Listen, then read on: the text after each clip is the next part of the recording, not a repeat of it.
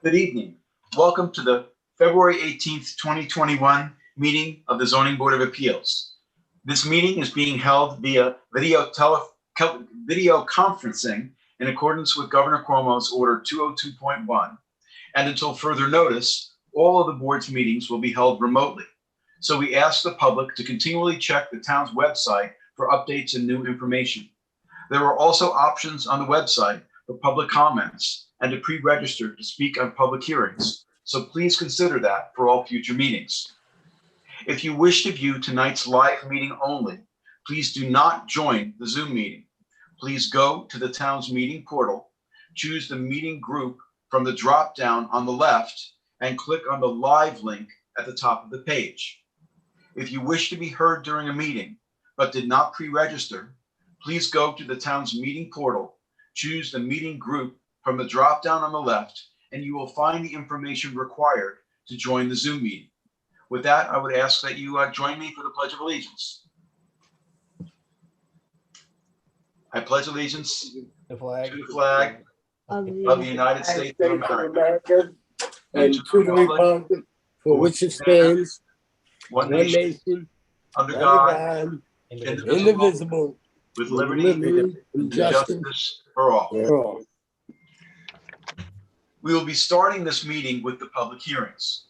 We have applicants and members of the public standing by via Zoom webinar, which is being moderated by CTV.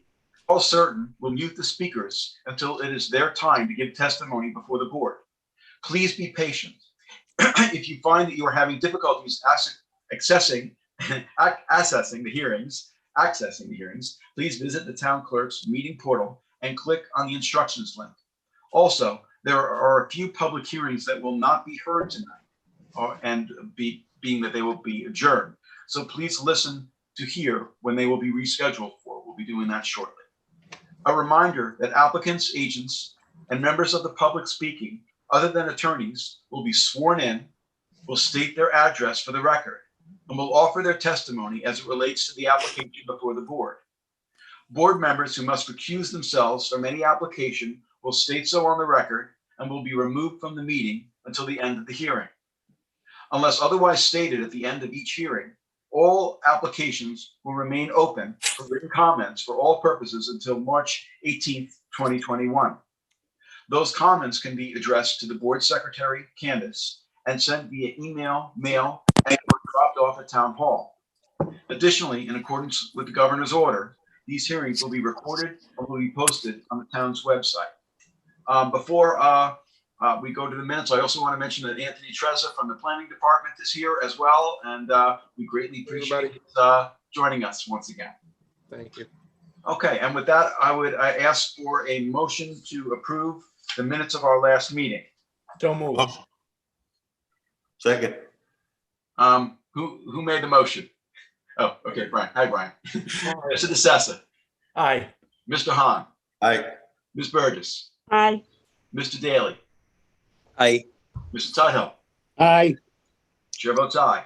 And secondly, I have a motion for a second amendment to our December 17, 2020 meeting to correct, part of what had been in the minutes having to do with one of the, who was present for one of the decisions, I believe had to do with Brian. So anyway, do we have a motion to approve that amendment? Motion. Second. Have a second. Okay, Mr. Hahn. Aye. Mr. DeSassa. Aye. Mr. Daly. Aye. Mr. Tuthill. Aye. Ms. Burgess. Aye. Chair votes aye. Okay, and with that, we will get started with adjournments. All right, the agenda, there's some changes to the agenda. Item 1 on the agenda, which is 90 WGL LLC. It's going to be re-advertised for our March 18th meeting. And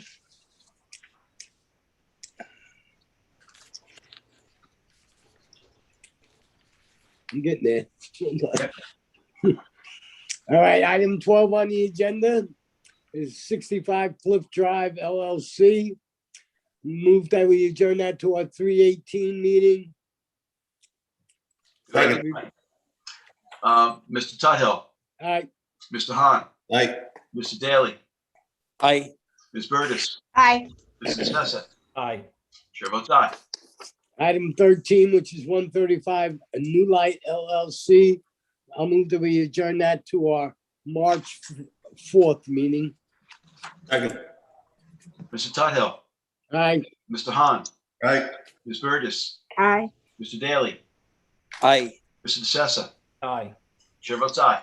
And then on the decision calendar, John and Audrey Newenhouse, Michael Scarola and Jacqueline Kress, and Elizabeth Hazan. Those decisions are going to be on our March 4th meeting. Do we have a second? Second. All in favor? Aye. Aye. Opposed? All right, now that's what I got. Motion to reopen. Although, hold on, Adam. One other thing, we have Katie, David and Robin Santora. Do we want to? I'll move that we open. That's on the decision calendar. I'll move that we reopen that to accept written submissions. Second. Second. Mr. Tuthill, Aye. Mr. Hahn, Aye. Mr. Daly, Aye. Ms. Burgess, Aye. Mrs. Sessa. Aye. Chair votes aye, so it's reopened. And I think Okay. the attorney for the applicant wanted to have further testimony. Are we going to do that tonight, or are we doing that some No, other time? well, I'm just looking for the letter. Adam, I don't know if you have the letter, Okay. but if you have the letter, you can read it. But otherwise, I believe that this was an application for a 2-lot subdivision. There was testimony at the public hearing that the existing house, once they did the subdivision, might need pyramid relief. Applicant's attorney didn't think so. We closed it, and now it was determined that they do need pyramid relief. So the question before the board is, do you want to reopen it for testimony about the pyramid encroachment? I don't think it's significant, but again, I don't have the letter. Do you want to renotice it? Do you want to just include it in any other relief necessary? Does anybody have the letter to see what the total was? I don't think I got it, Okay. but maybe I did. Let's see. In either case, why don't we move and just put it on for the next meeting? It's going to be brief. Yeah, I You think know it's what I mean? the next meeting. I think they should notice it since it's it's pyramid relief and we have time Okay. for the next meeting, so they should notice it. Okay. I agree. I don't know that it'll make it for the next meeting, but maybe the meeting after, because they have, Yeah. they have to. I mean, it's just You're different right. relief, so I think it's That's- pyramid. We'll put it on. All right, so we'll put it on the calendar for March 18th. How's that? Very good. Very good. Okay. Okay, so that would be a Well, motion. yeah, well, no, we opened it. We take the written submissions. I'll make a motion to close it. Nope, For nope, nope, no, determin- Nope. No, Mr. Durham. okay, no close. Okay, Because we'll take testimony at March 18th. we'll put it on the calendar for our 3/18 meeting. Second. Okay, Mr. Tuthill, All right. Mr. Hahn, Aye. Mr. Daly, Aye. Ms. Burgess, Aye. Mrs. Sessa. Aye. Chair votes aye. Perfect. All right, now, item 1 on the agenda was re-advertised for 3/18.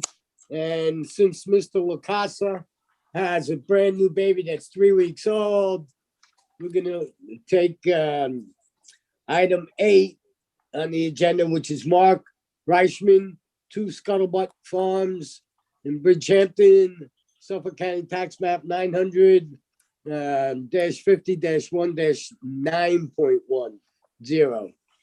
Okay, applicant requests relief from the following provisions of the town code. 1, for a proposed 55 by 110 tennis court.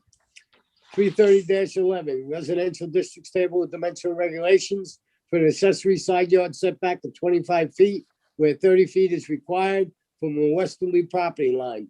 2, 330-11 for an accessory side yard setback of 27 feet where 30 feet is required from the easterly property line.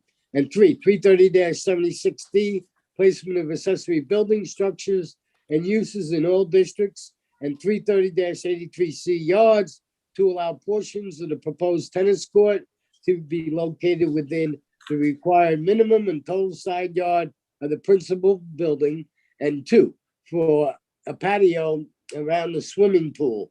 330-76D, placement of accessory building structures and uses in all districts, and 330-83C yards to allow a portion of the at-grade patio around the proposed swimming pool and proposed accessory building pool house area to be located within the required minimum and total side yard of the principal dwelling, and any other relief necessary. Board has jurisdiction. Evening. Brian, Tessa, I'm recusing myself. Katie, if you could text me when the hearing is over. Good evening, members of the board. Brian Locascio with the Adam Miller Group, 2462 Main Street, Suite 7, Bridgehampton, attorney for the applicant. And I'd also just like to quickly thank you for accommodating my request to go to the beginning of the agenda. It is much appreciated. Congratulations. Thank you very much. As stated, I'm here on behalf of the owners of 2 Scuttlebutt Farm in Bridgehampton. The property is located in the CR 80 zoning district, and it is an 80,000 square foot lot. It is lot number 10 on the map of Scuttlebutt Farms. I will share my screen so you can see.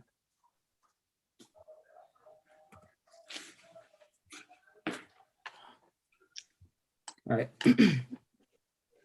So as you can see, this lot is a unique pie-shaped lot. So just kind of the condition that's creating the relief we're requesting. We've done our best to kind of centralize and keep everything as close to the house as possible to minimize the requested relief. We are proposing a reduced size 55 by 110 tennis court. A tennis court is a common amenity in this area. Of the 8 improved lots on this street, 6 of them have tennis courts, and at least one of the lots, one Scuttlebutt across the street, has received similar but greater relief for the existing improvements of 15 feet. The side yard setback, we're only requesting a 25-foot setback, and the greatest in 27 feet or a 3-foot relief on the easterly side.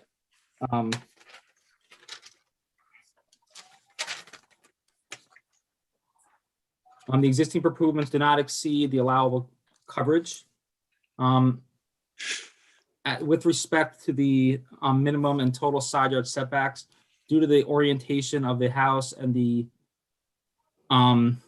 pie-shaped lot, it's almost impossible to meet that. So that basically creates hardship, and it's hard to meet that. So as you can see, the easterly lot line runs almost at a 45-degree angle with respect to the westerly lot line. So it becomes very tight in the rear to meet that setback. We are proposing a sunken court between 42 to 48 inches sunken. We have spoken with 4 of the neighbors who have all expressed their support, 3 of which have submitted letters, which I believe have been submitted to the board. You should have them before you, one of which I spoke with verbally and had no objections and wished me luck. And we also were contacted by the neighbor's attorney, who may or may not be here tonight, for 4 Scuttlebutt Farm, which is the most impacted lot with respect to this application. Their house abuts the property line where the tennis court was. Their attorney expressed concerns with respect to lighting and sound. And upon discussions that began last Friday, we have proposed a plan that, as I mentioned, we are sinking the tennis court. We'll agree to no lighting of the tennis court. They had concerns about a potential backboard on the tennis court where we could hit the balls up against. We are willing to agree to no backboard on the tennis court, and we also will provide adequate evergreen screening along the shared property line so as to reduce and remove any potential visual or sound impact that may not already be mitigated by the existing mature hedging along the property line. And we are willing to make all of those conditions of the decision should this board so grant.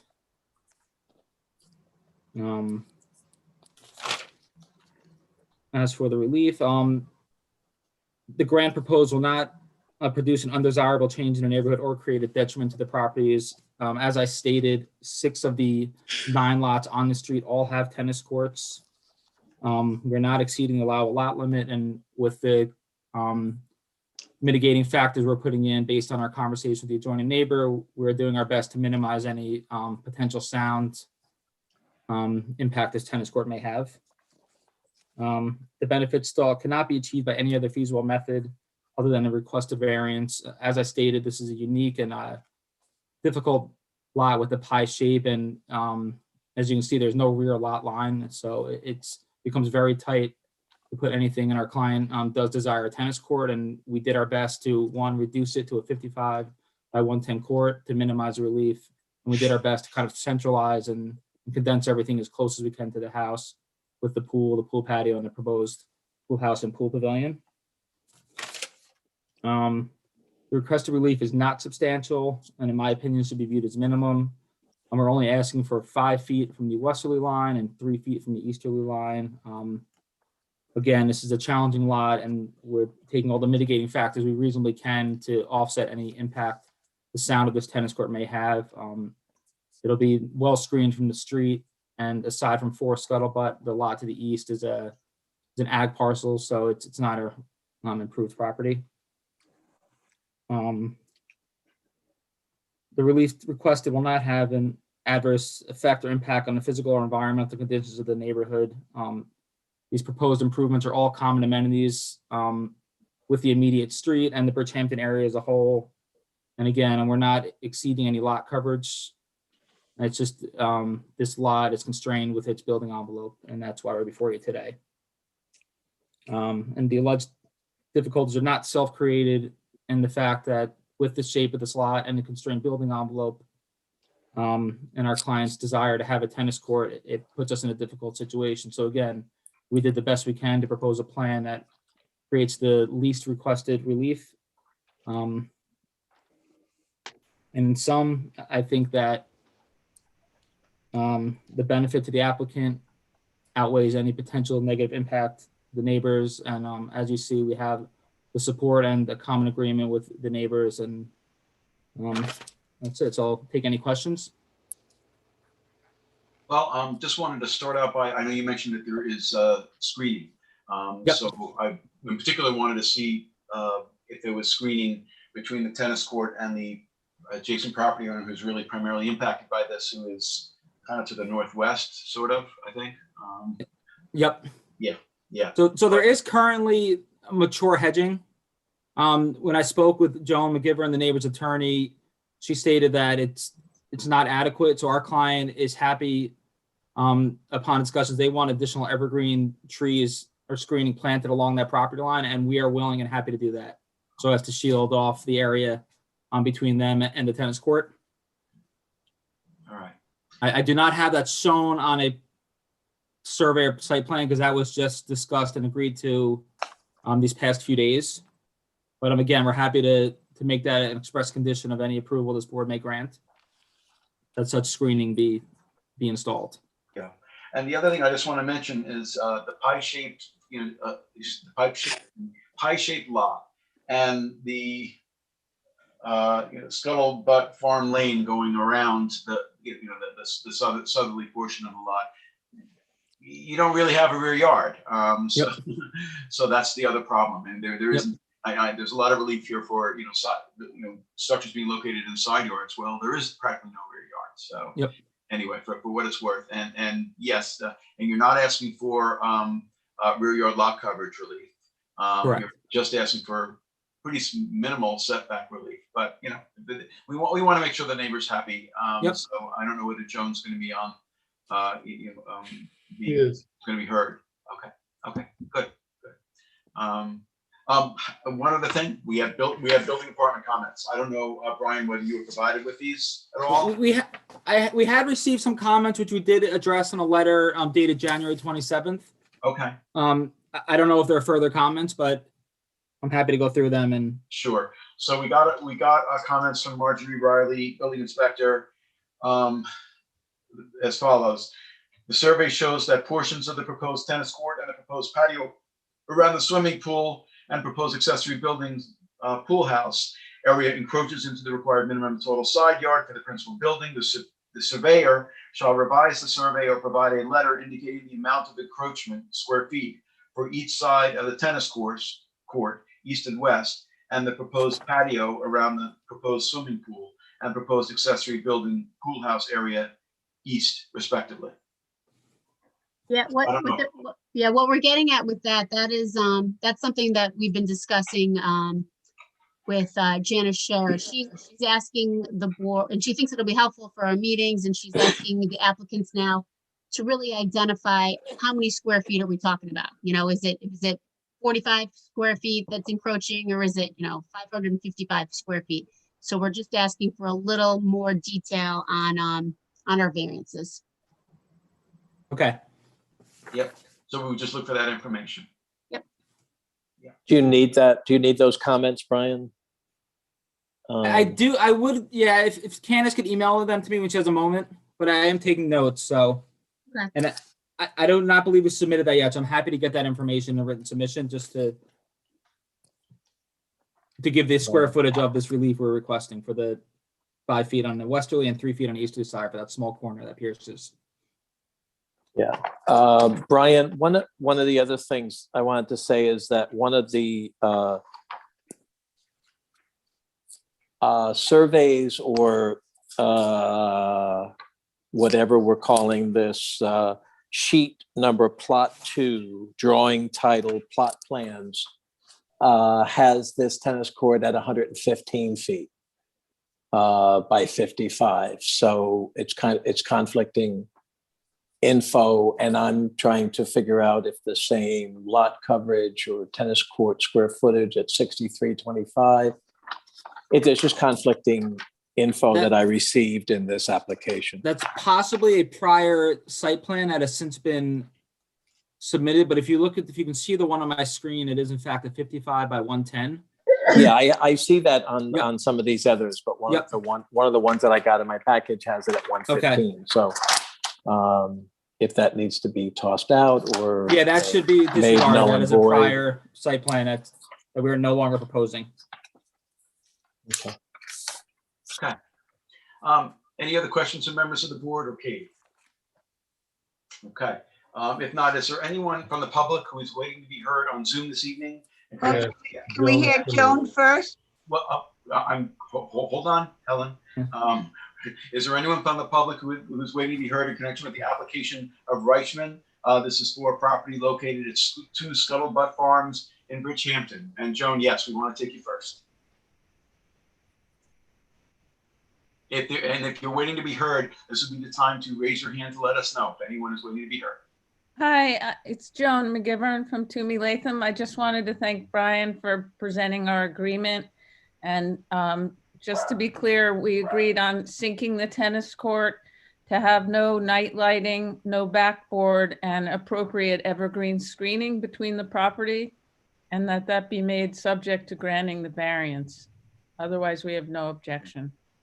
Okay. And we represent the 4 Scuttlebutt, the neighbor right next door. And what's the name of your client? It's Barry Rosen. Okay. All right. Thank you. You're welcome. Thank you again, Joan. I'm always happy to hear your neighbors being able to work things out. It's always a good thing. Are we going to is somebody going to provide the board with any detail on the evergreen screening? Or, I mean, is there going to be a plan, or are you going to, it's best to try to detail that for us.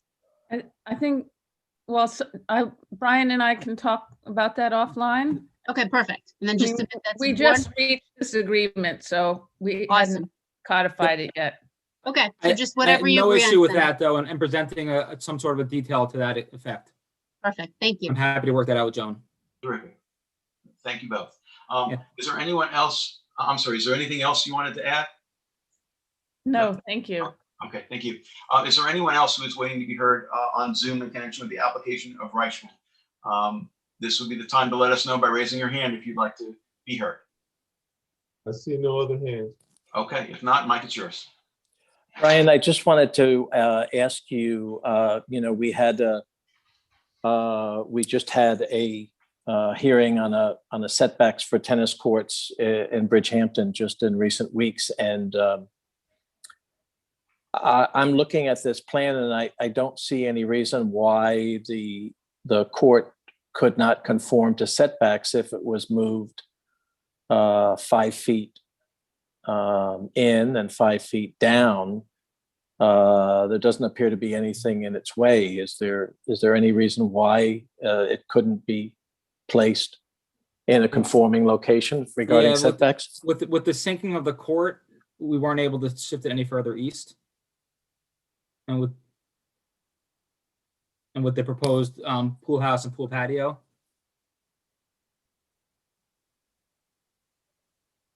There's also a septic system not far away. Correct. If you Mhm. see the sanitary line, if we were, it kind of all plays into that.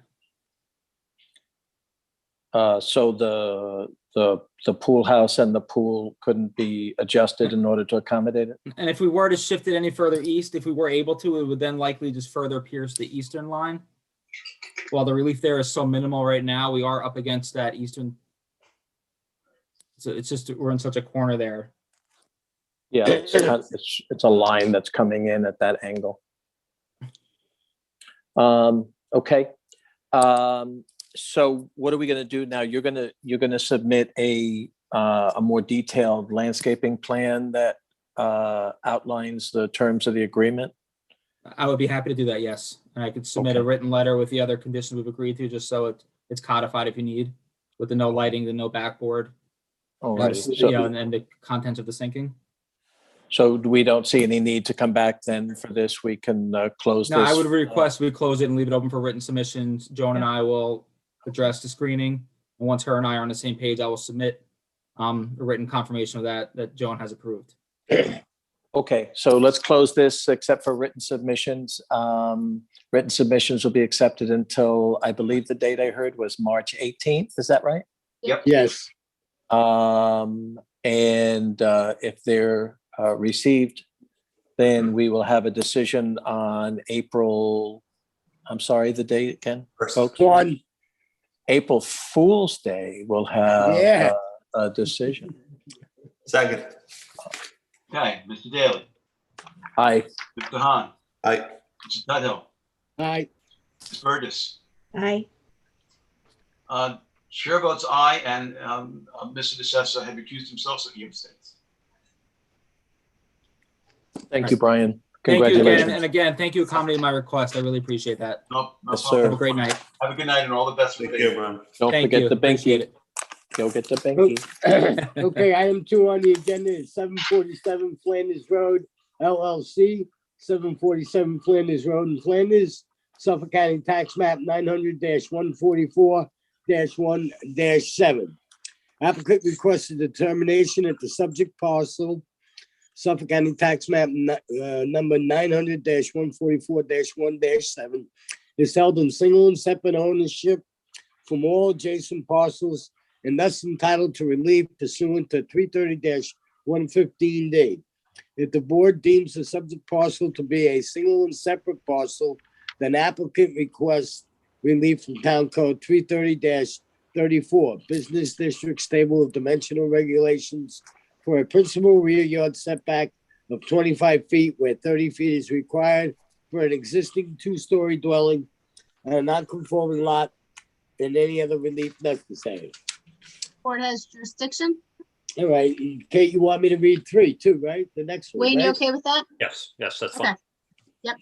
Okay, and item 3, we're gonna do the 2 of them together. It's 749 Flanders Road LLC, 749 Flanders Road in Flanders, Suffolk County Tax Map 900-144-1-8. Applicant requests a determination that the subject parcel, Suffolk County Tax Map 900-144-1-8, is held in single and separate ownership from all adjacent parcels and thus entitled to relief pursuant to 330-115D and any other relief necessary. Board has jurisdiction. Good evening, Wayne.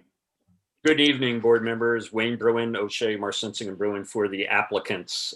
Thank you for considering the 2 together. They are related, as council had indicated.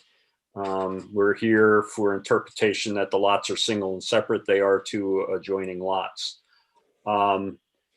For the purposes of this discussion, I'll describe them as 747 and 749 Flanders Road. That's the street address.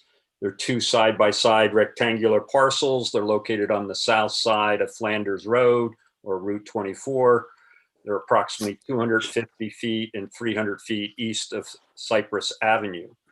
The properties are in the office district zone, and 747 is shown as tax lot 7, which is on the west.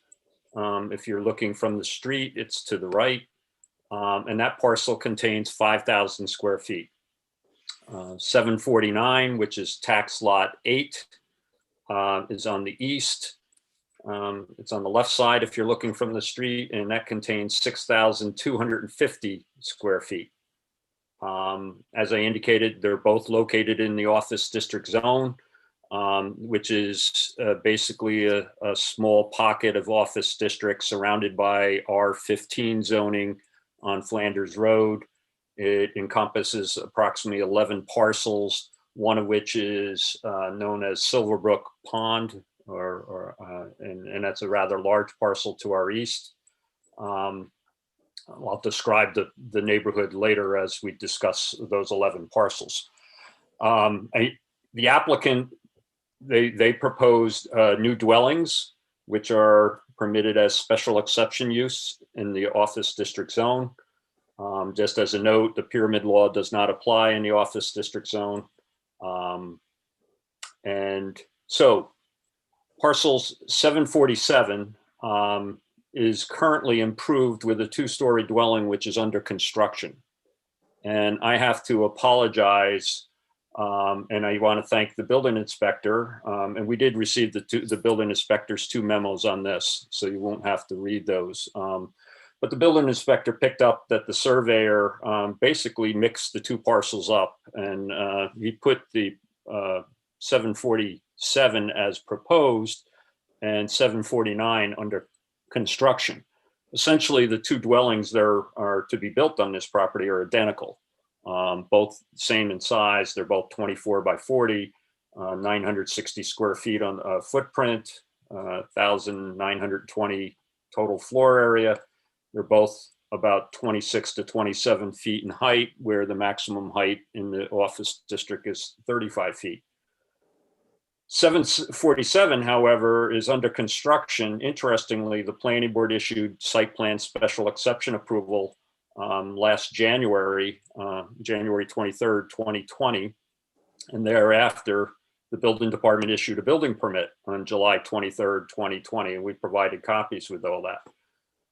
However, after our client realized that 749, the single and separate search did not show it was in single and separate, and we had actually been hired at that point to submit an application. We prepared that, and then the building department realized that there was another time period where the 2 lots, 747 and 749, were in common ownership.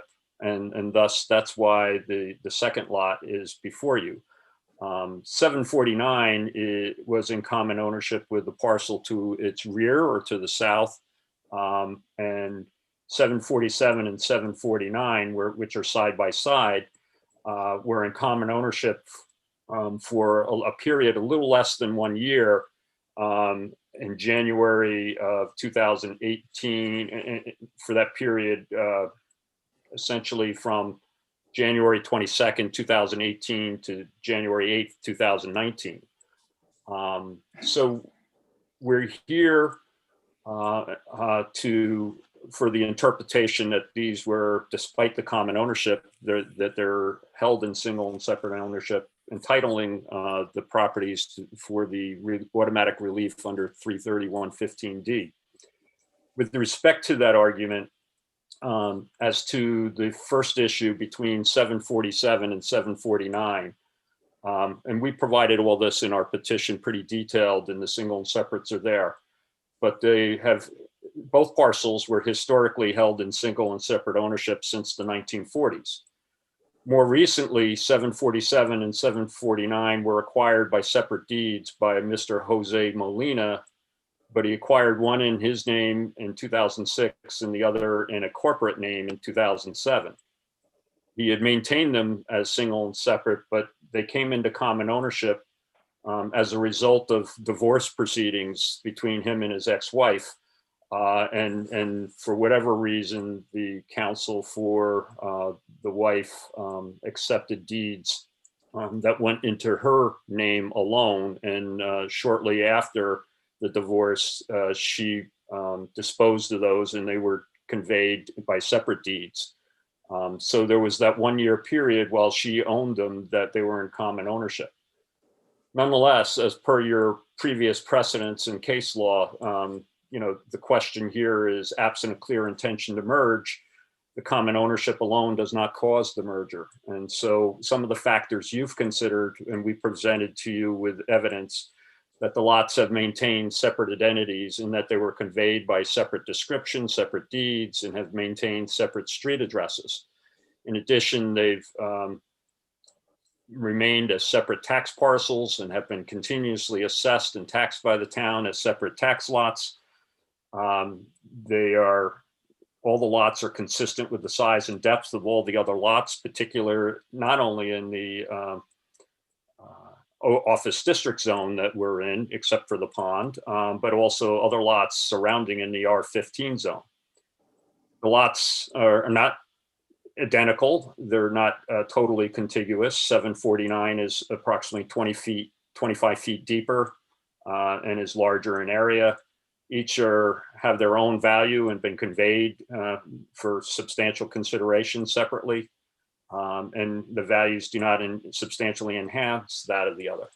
More importantly, the lots were not being used in conjunction with one another when Mrs. Molina owned them in common, that short period of time, and no improvements exist on either lot that are used by the other lot. In other words, there's not a dwelling and an accessory structure on the other lot. When you go back and look at old aerial photographs, there apparently was an old farm stand that existed on the property straddling the line here, but we looked through all the records and tried to determine the history of that, but that never had a permit, was never legal, and more importantly, disappeared many, many years ago or abandoned. And that structure was torn down by Mr. Molina. And that was stated in his affidavit that we were able to get from him. Well, it was torn down recently though, right? Yeah, within the last year or so. That was torn down, but it was totally abandoned and actually, deteriorated in such a condition. But we could not see any use by either party. No one had a permit. It was never legal, and it wasn't the properties up until that 1 year when Mrs. Molina acquired them. That were never used in conjunction with each other. The finding here, if you found these to be single and separate, would also be consistent with other decisions you made, in particular 731 Flanders Road and 14 Silverbrook Drive, which are both close by, a few lots to the west. So that's the argument with respect to that short 1 year period when Mrs. Molina owned the property in common with these two lots. As far as 749, which is the larger lot, that when we initially got involved, we did reviewed the single and separate ownership, and that had a different issue. And that was had common ownership with the lot to the south. And if you looked at the tax map, this is a lot that fronts on Silverbrook Drive, a larger, approximately 20-some thousand square foot lot. Totally different in shape. It was also improved with a dwelling since prior to zoning. It essentially was acquired by separate descriptions from the owners back in the 60s or before that from the county on tax sales. They were never used in conjunction with the house behind. There's no accessory structures. Again, the only thing that was on that was that farm stand, and there was no connection how that farm stand related to anything to do with the Silverbrook property. That being said, the same arguments, the lots have each had they have their own street frontage, and they're commonly called back-to-back lots. and the lots are not similar in size or depth. The contiguity of the lines is only contiguous for a short distance, the 50 feet that is of 749 versus the width of 26 Silverbrook is 240 some feet wide at that their northerly boundary. Again, each of the lots, there's no structures or easements, or there's nothing that was shared between these lots historically or otherwise. There's no improvements that were used in conjunction with each other. And again, the finding would be consistent to allow the northerly lot to remain in single and separate ownership. The rear lot was formally conveyed in 2005, I believe, to Marty Hand, who was hands-on surveying, who actually operated his surveying office out of his home. At that time, it only had a CO for a dwelling. Again, this being in the office district zone, and none of the properties in the area are developed in accordance with the office district zone, except for the ones that were granted special exception approval. Everything else is pre-existing. There's 11 lots in this office district zone. One is Silverbrook Pond. There is one non-conforming repair garage on the corner of Cypress Avenue. And there is also a church 2 lots to the east. That churches are allowed a special exception. That's a pre-existing church. No other, every other lot is a dwelling. And to the north and the south across Flanders Road, it's R15. There is a non-conforming deli a few 100 feet to the east. Otherwise, they're all single-family dwellings. And to the south of Silverbrook Road is all R15, and they're all residentially developed. If the board finds that 747 is held in single and separate ownership, we've asked for some setback relief. And if you look at that site plan for that, the property is showing the minimum front yard setback would be 30 feet that would be allowed. However, what's being proposed is an IA system for both properties. And to maintain a proper setback from the IA system to the front of the house, they shifted the house back 5 feet. So in that case, we're asking for a 5-foot rear yard setback variance. And that would allow that house to be there. And that's the purpose of that variance.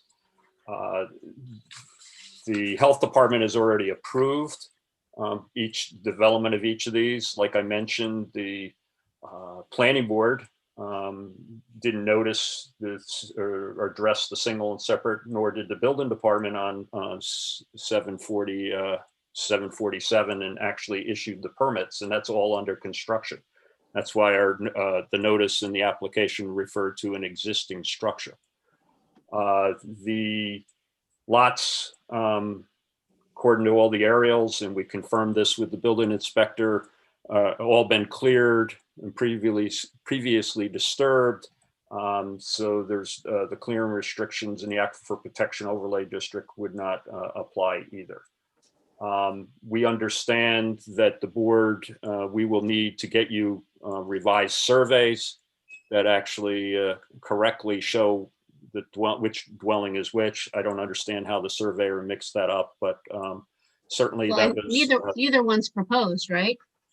no, one is under construction and one is proposed. So the one under construction is and exists actually is at least the shell. I don't know how far they got before they more or less slowed down while this application was pending, is 747.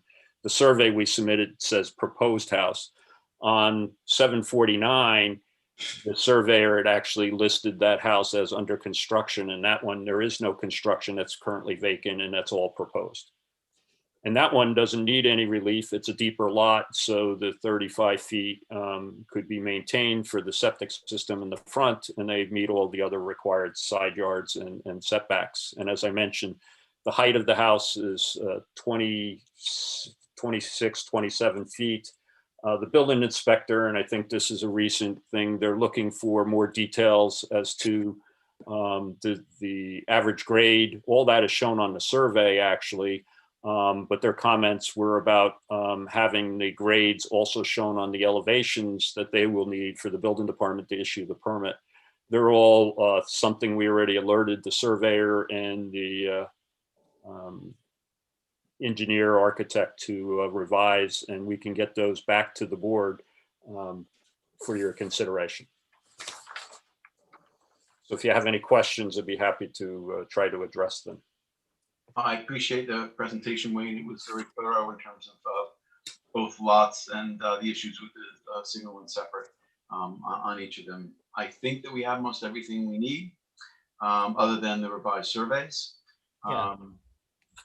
They are very small lots, but it appears that they have a history of, even though there were periods of common ownership, it appears that they were used separately, and we have to follow the case law as to how we reach the conclusion that they are single and separate lots. But I think we have all the information we need in order to do that. Yeah, I think, Wayne, just to summarize, 2 separate addresses, correct? Correct. 2 separate tax maps, Correct. 2 separate tax bills. Correct. I might have missed it, but did either of them ever have a mortgage? No, they've been vacant. Okay. So they've never had improvements other than what I described as what appeared to be a farm stand, which was never formalized in any permits or otherwise, and was actually not in operation for dozens of years, not just when the recent acquisitions were acquired. So they weren't used for the benefit of each other. That your explanation is on the farm stand that was there, but yeah, and we don't even know who erected that, who was operating it, how it was done, when, where, or how. All we know is there was the structure, it existed, and it's all been removed. It would never have been allowed. As you know, this is office district zone, and that was my other comment. The lots, either independently or combined, are practically not conducive to office district development. If you had to build a commercial building, put in the required septic system and parking and the like. And actually, contrary to the zoning, everything that's surrounding it is single family dwellings. So that even putting in an office use, so to speak, in that location would be inconsistent with that particular area. So putting the dwellings actually keeps it consistent with the development. And the planning board, in their special exception, they're more or less finding that the residential use is compatible with that area as well. Albeit the technicality of the single and separate, which is not something normally a detail that the planning board is looking at. They rely on the building department and the like, and the building department picked up on it after the fact. So that's why works for me. I guess, Mr. Chairman, we'll see if anybody's here or any other board questions. Absolutely. Any other questions from members of the board? Is there anyone from the public who would like to be heard this evening on Zoom in connection with the applications of, this is for 747 Flanders Road LLC and 749 Flanders Road LLC for properties located at 747 and 749 Flanders Road in Flanders. If you would like to be heard, this would be time to let us know by raising your hand. I see no hands. Okay. All right. If not, for both applications, I would move that we close the applications except for written submissions. The deadline for written submissions, Wayne, is 3/18. And the submissions we're looking for are the revised surveys. But if there's anything else you want to submit, you can do that as well. And we will have a decision ready at our April 1st meeting. Okay, I appreciate that. That should be enough time. We'll also submit the elevations that the building department was looking for as well. Yes, thank you. I forgot to mention that. Okay. Second. Thank you. Thank you. Mr. Hahn. Aye. Mr. Daly. Aye. Ms. Burgess, Aye. Mr. Tudhill, Aye. Mr. DeSessa. Aye. Chair votes aye. Thank you, Wayne. All right, item 4 on the agenda is Barbara Swislowski, 67 Groves Drive in Flanders, Suffolk County Tax Map 900-144-1-24. Applicant requested determination as to whether or not the proposed detached garage is a subordinate or incidental building pursuant to Town Code 330-5 definitions because of its size in proportion to the main dwelling and its use. In addition, applicant requests relief from the following provisions of the Town Code for proposed detached garage on a non-conforming lot, 330-84D, pyramid height for a proposed encroachment in the amount of 417 cubic feet. 2, 330-76D, placement of accessory buildings, structures and uses in all districts, and 330-83C, yards, to allow the proposed detached garage to be located within the minimum and total side yard for the principal building. And 330-76A, to allow a separation of 4 feet between the detached garage and the main building where a minimum of 5 feet is required and any other relief necessary. Board has jurisdiction. Evening. I guess, Robert, are you going to be up making the presentation? I believe so. Okay. So unless you're an attorney, I just have to swear you in. So if you can state your name and address. Robert Stromsky, 44 Circle Drive, Jamesport, New York. I'm the architect for the owner, Barbara Swislowski. I believe that she is on the Zoom meeting as well. Okay. And do you swear to tell the truth, the whole truth, and nothing but the truth? I do. Okay. And I can swear in Barbara as well if she's going to give testimony. If she wants to join, that's fine. Okay, I'll leave it up to her. Okay, so, The application. okay, so I'm going to try and share my screen here.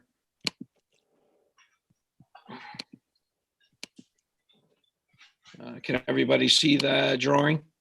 Not yet. You have to hit the share button there. Can people see that? No. No. Yeah. Here we go. Coming. Okay, so what we have here is a proposed detached garage of 25 feet by 25 feet. It's been placed on the property on the side yard, about 8 feet past the plane of the rear of the house, which makes the side yard setback come into question. Instead of the, I believe, required 15 feet, we're within that 10 feet zone. And also there's a pyramid law relief because of, if you see in this area from the 45-degree plane, part of the roof is going to be within that projection. The client has been, I believe, in front of the trustees because of the bordering property that's owned by the town. So this application has been reviewed by them. And then I also believe there was a revision at one point to kind of move the garage to its current location. The client would like the placement of the garage past the plane of the rear of the house, so she can still maintain some sort of a rear yard behind the proposed structure. The volume of the roof is such that there's a reverse gable on all 4 sides, and that was done from an aesthetic standpoint from the owner. She just didn't want to have a basic reverse gable detached garage. She wanted something with a little bit more aesthetic to it. And that's what causes most of the pyramid infraction. There would be a slight portion of the eave that would be within that projection. So either way, there would be some sort of a projection in the pyramid law, whether it was just a basic reverse gable or if we had these enhanced reverse gables on the roof. Beyond that, I don't know if there's any other questions that the board may have at this point. What's the square footage of the garage? 25 by 25 equates to 625 square feet. And how big is the main dwelling? Let me see if I can zoom in here. Hold on, I'll look on my other computer. What Brian's getting to, I think, is we need the percentage Correct. between those two structures. Okay, I haven't done that calculation. So you need to know the difference in square footage between the footprint of the main house and the footprint of the detached garage. The percentage, how much of a percentage is the garage in relation to the main house? Okay. All right, I could do that quick. Yeah, it's for an analysis to show that that the garage remains, incidental, subordinate, accessory, even though it may be larger than, than typically would be an accessory structure. Right.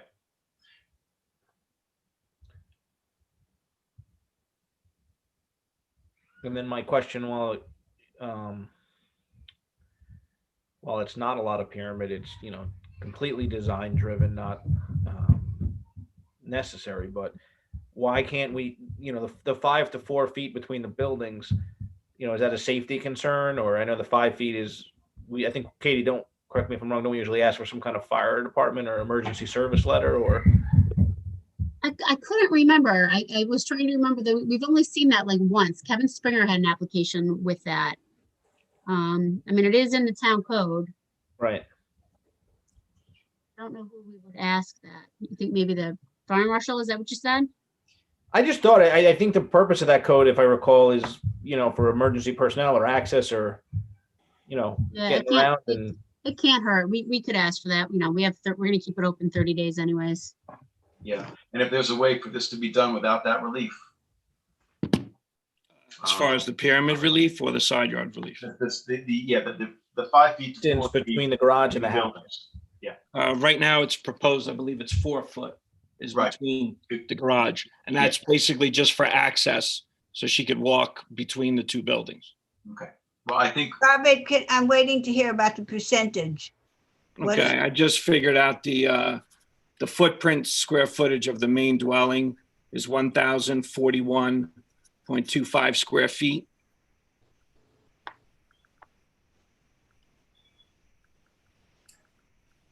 So No, do you know how big the second floor split is? That I do not. I don't have that much knowledge of the existing layout of the house. I don't know if the second story is the whole footprint or if it's just partial. Well, if you don't know now, we're going to need it in a written submission because that percentage is critical to the determination that we will be making. Okay, so you want an actual gross floor area of all habitable space?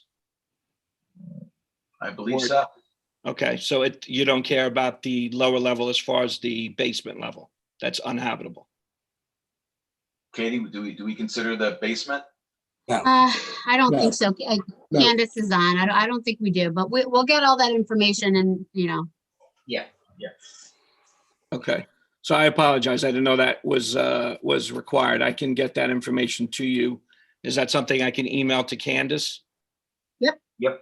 Okay, And if it turns out that if it's a percentage in the range of, more than 25, but less than 50, my guess is that that the board will be okay with it. If it's greater than that, we may have to have you come back if board members are concerned about what that percentage is. okay. I know right now, if you just take the footprint of the building as one story, we're at 60%. So if we add whatever the second story would be, we're probably would be under that 50% threshold. But I will verify that so that we know exactly the numbers that we're talking about. Okay. And let me ask you this, you said the purpose of having the building so close to the house was so that the applicant homeowner could walk from the house into the garage, right? No, walk through. Well, basically, it just gives them access to walk between the two buildings. Yeah. So I wouldn't make it any smaller than 4 feet. Can this be connected to the main house, or functionally that doesn't work? I mean, the whole thing is that's going to be a different sort of structure where now adding it to the existing residence. So as far as a construction standpoint, there's ties into the building. And I don't know if that's, something that the homeowner would be amenable to.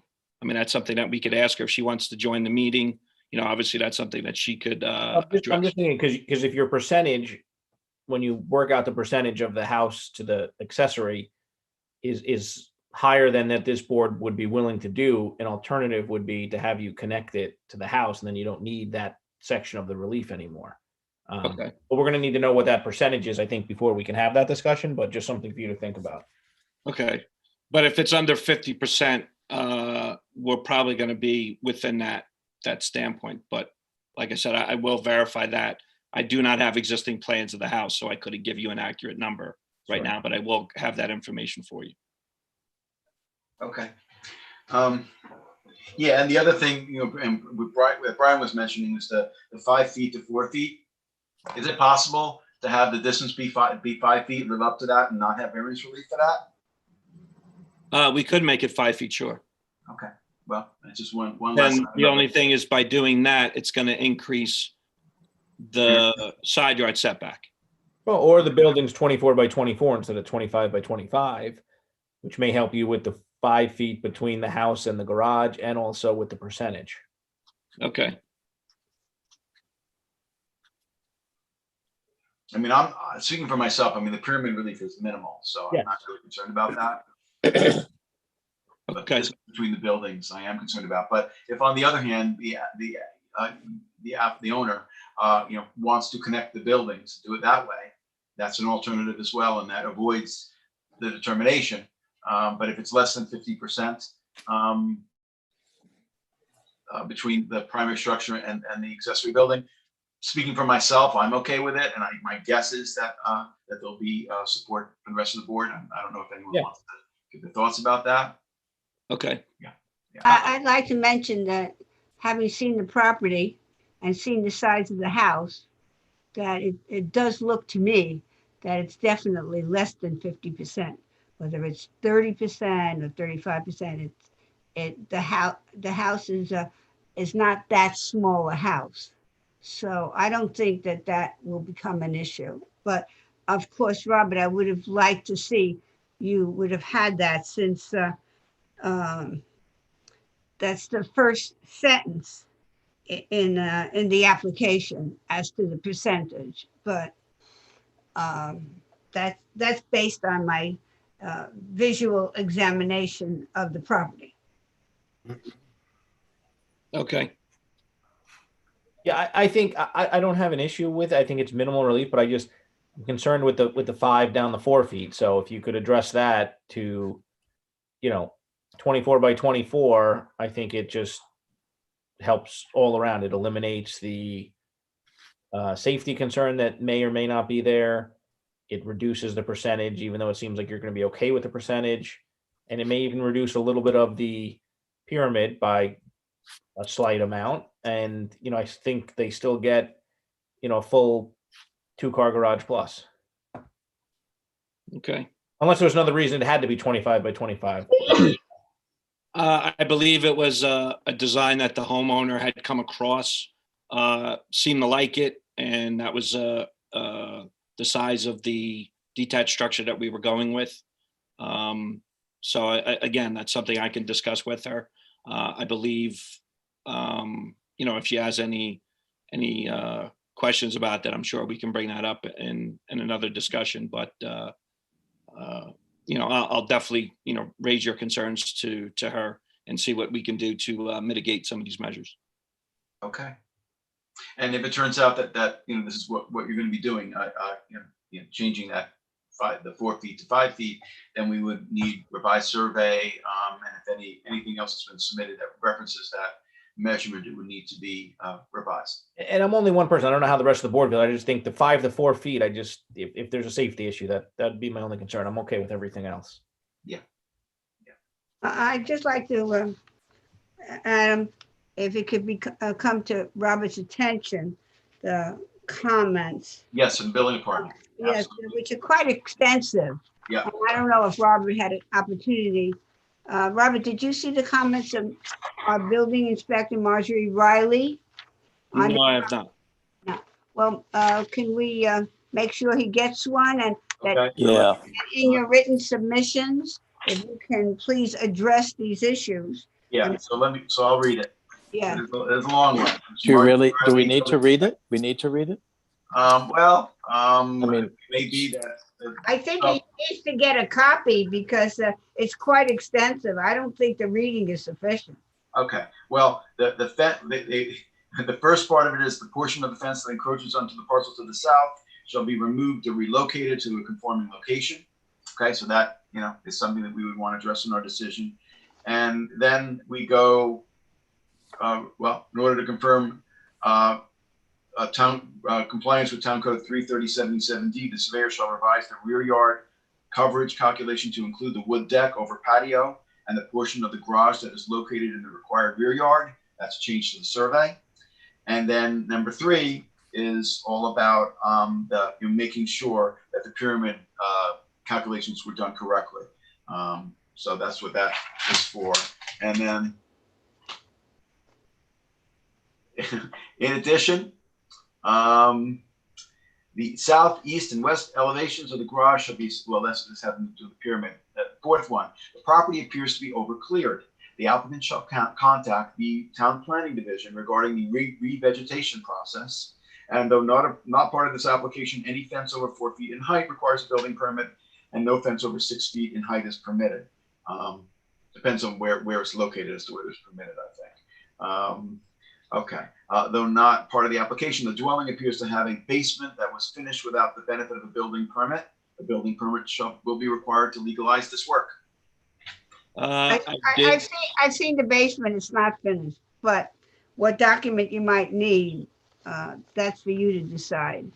But Robert, you must get a copy from, maybe Candace would be kind enough to email you a copy of Marjorie Riley, so you can actually have it in front of you and study it very closely.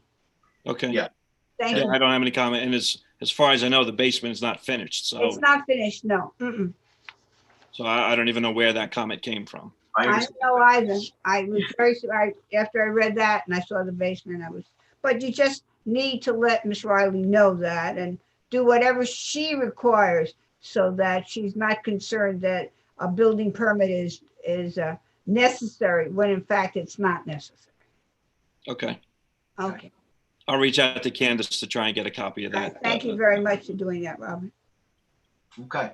Any other questions of members of the board or Katie? I'll just speak for myself. I'm really never very sympathetic to a pyramid relief for a purely aesthetic purpose on a roof that doesn't appear to be serving any purpose, especially that's facing, not even facing the property. I mean,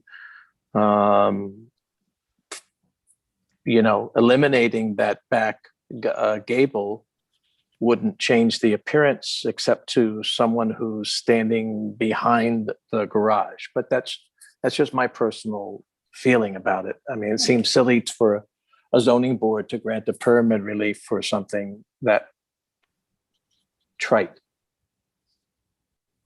I know there would be pyramid law regardless due to the eave.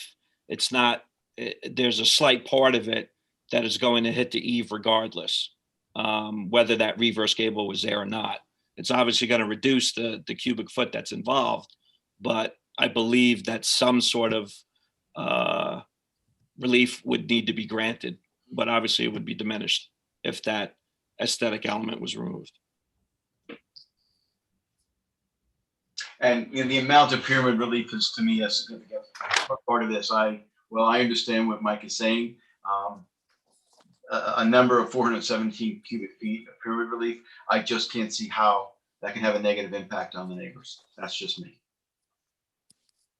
And as far as the other issue that came up, the 5 feet to 4 feet, one could say the same thing about that. But as Brian indicated, that could be a public safety concern. So that's the reason that in my mind, they're to be treated differently. And again, I'm just speaking for myself. I understand. Thank you. Yeah. Okay. Any other questions from members of the board?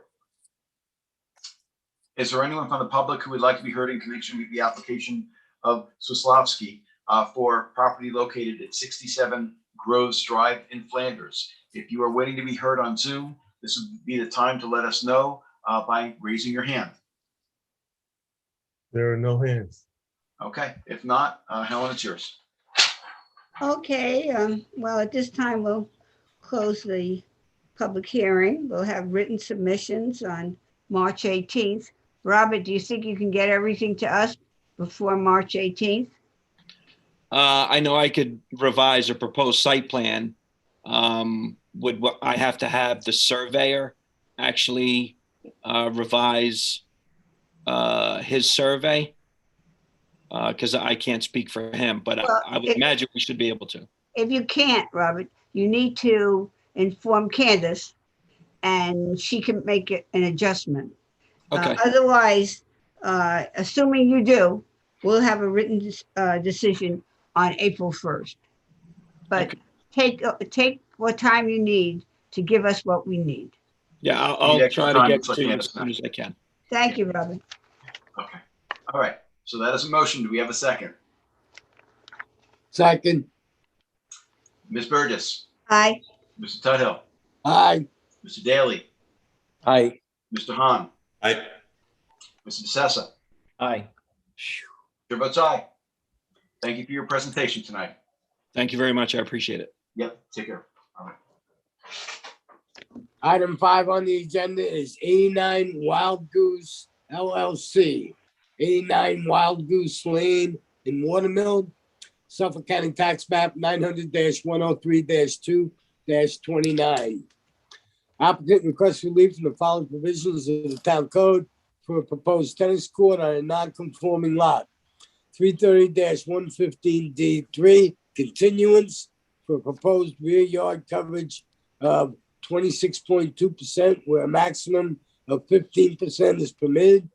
And 2, 330-76D, placement of accessory building structures and uses in all districts. And 330-83C yards to allow a portion in the proposed tennis court to be located within the required minimum and total side yard for the principal building and any other relief necessary. Board has jurisdiction. Good evening, Bailey. Good evening, Bailey Larkin with Bennett and Reed, offices at 212 Windmill Lane in Southampton. This is a property located on the west side of Wild Goose Lane in Watermill. It abuts an agricultural reserve property to the west.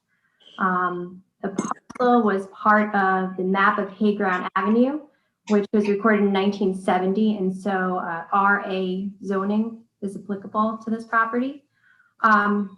We actually received comments from the building department and a revised survey was filed with the board, and it actually reduced the relief that we're requesting in this application. The application was noticed for a request for rear yard lot coverage of 26.2%. With the revision that was made, we're actually asking for 25.5%, where 20% is permitted.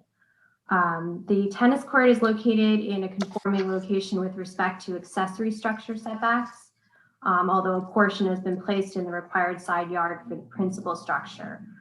We are proposing construction of a tennis court that's 55 by 110, and it would be sunken and screened to reduce any impact on the surrounding area. Again, the property does abut an agricultural reserve on the west. I also filed with our application a copy of this board's determination for the property directly adjacent to this parcel. And it's 97 Wild Goose. It's a similarly developed property where, again, relief was requested for rear yard lot coverage. In that application, this board granted relief for 28% rear yard lot coverage to construct a tennis court. And again, that's directly adjacent to this property. So Bailey, just to be clear, you're asking for, you said 25.5%? Is that what you said? I'm sorry. Correct. 25.5. Where 20 is permitted. Correct. I just want to make that for the record because the agenda had 15%. So there was just Yeah, I was confused by that too. yeah, I just wanted to make sure I didn't, it was some different coverage or a different CNR or something. So it is supposed to be 20 and you're asking for 5.5%. Correct, 5.5%. I hadn't seen a rear yard coverage of 15, so I thought it might be something new. I just wanted to. Okay, I'm sorry. I didn't mean to interrupt you. I want to make that note. Continue. No, that's about it. We are, again, it'll be a 55 by 110 tennis court. The property does abut an agriculture reserve property, so there's no one directly behind it. We will sink the tennis court and screen it as appropriate. So, Have you heard from any of the neighbors? no, we have not. Okay. I don't really, I think 25.5% is in the range of what we often grant in terms of rear yard lot coverage relief for tennis courts. So I don't see this out of, what we typically do with these kinds of applications. That is, the percentage is acceptable to me. I'll speak for myself. However, I'm not sure whether the neighbor who's impacted by this is going to be appearing or with an attorney. Any other questions or comments from members of the board? Adam, I have a comment. Yes. Good evening. Evening. I have to double check. I think that 15% might be the rear yard coverage in the 1957 zoning. Okay. 1957 zoning book. And I believe that's what a 50 coverage in the 1957 code. All right, we should check that because I don't know that we usually give the lot coverage and those kind of things. We usually give the zoning setbacks. I think that's what the town code says in terms of setbacks, not necessarily for lot coverage or anything like that.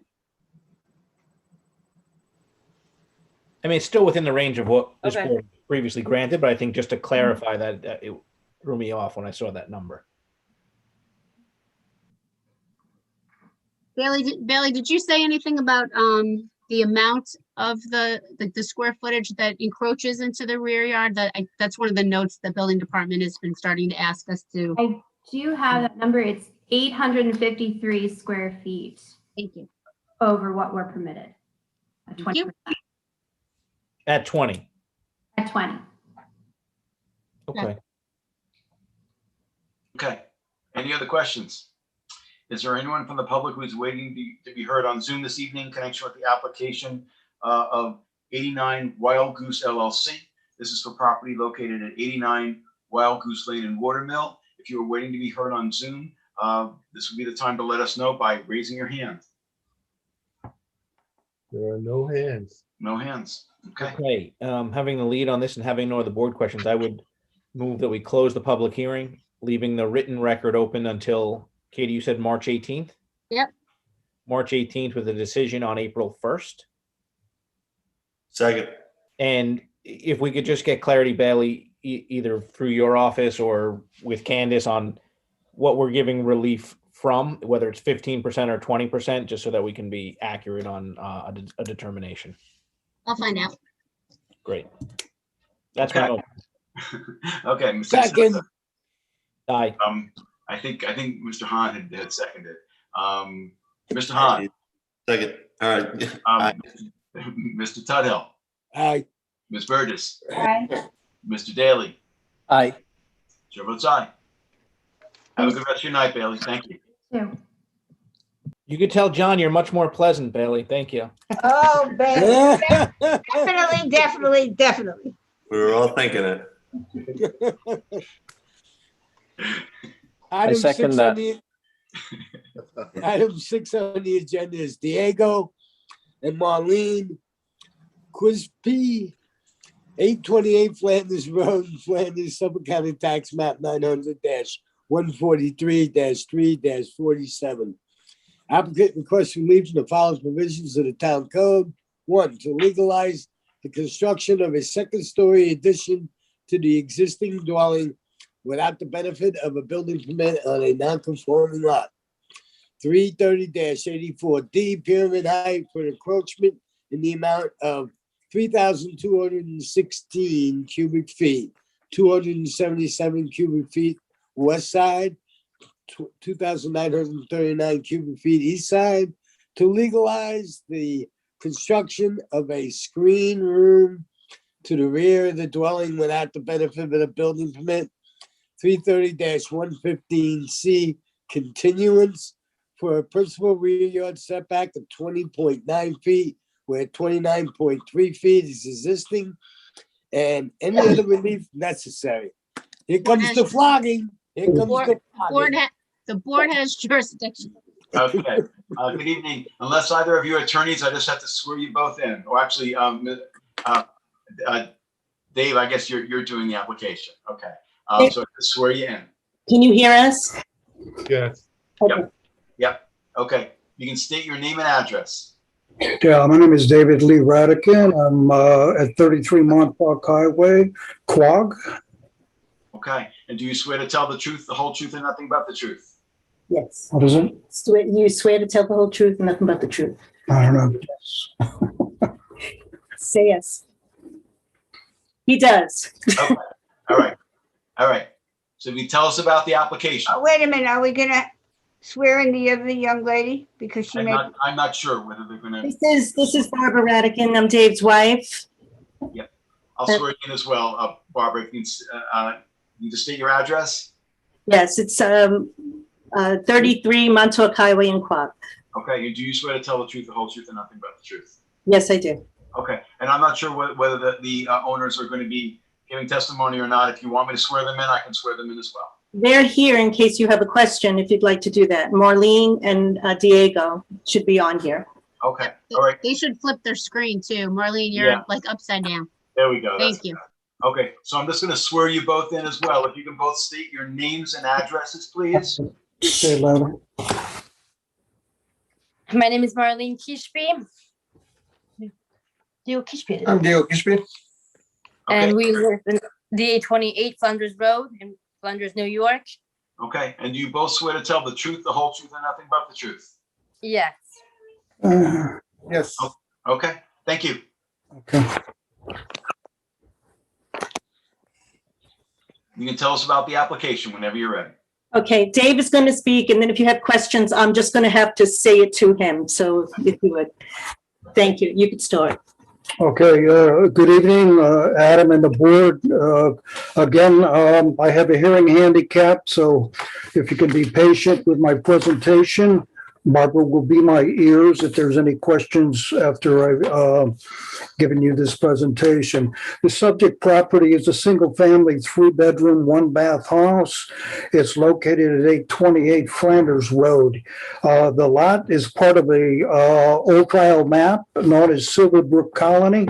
It was filed in July 1938. The property itself is like a postage stamp, 9,435 square feet in size. It has been issued a valid of CO number 3087, dated January 24th, 1977, for a single-story frame house and shed.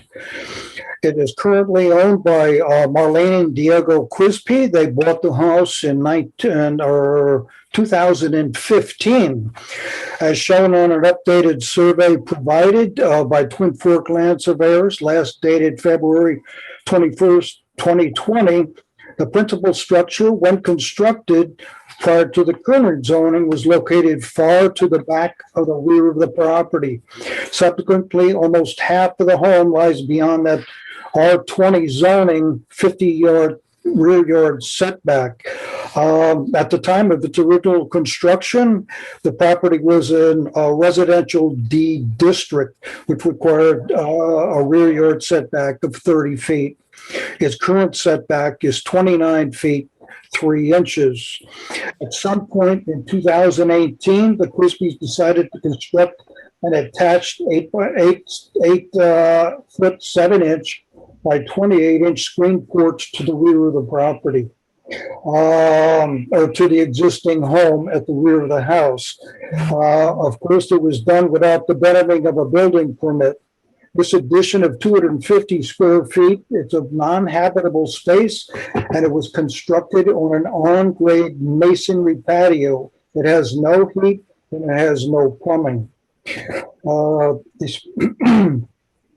Prior to the screen porch construction, the pre-existing principal setback was, as stated, was 29 feet 3 inches. The Quisbys are requesting relief for a rear yard setback of 20 feet 9 inches to maintain the current attached screen porch as built. And as been stated earlier, the Quisbys are also seeking relief from Section 330-84D, the pyramid law, for the reconstruction of existing roof for the addition of both a rear and front dormer, thereby creating a full second-story level addition, which is currently under construction. This too has been built without the benefit of the proper permitting. With that said, again, the existing original placement of the dwelling shows an easterly side yard property line setback of only 1 foot 6 inches. This, of course, was prior to the pyramid law coming into effect. And placing the second-story addition, the existing roof structure's height was raised from the existing 17 feet 3 inches to a height of 20 feet 5 inches. And they have added a small dormer in front of the house on the south side, which has increased nonconformity with regards to compliant with the pyramid law. The proposed second story includes a master bedroom suite, bath, walk-in shower, and is about 528 square feet of habitable space. A pyramid sketch is shown on the provided accompanying architectural drafts on page 1 of 4, calculates the west side pyramid or approximately 277 cubic feet of nonconformance outside the sky plane.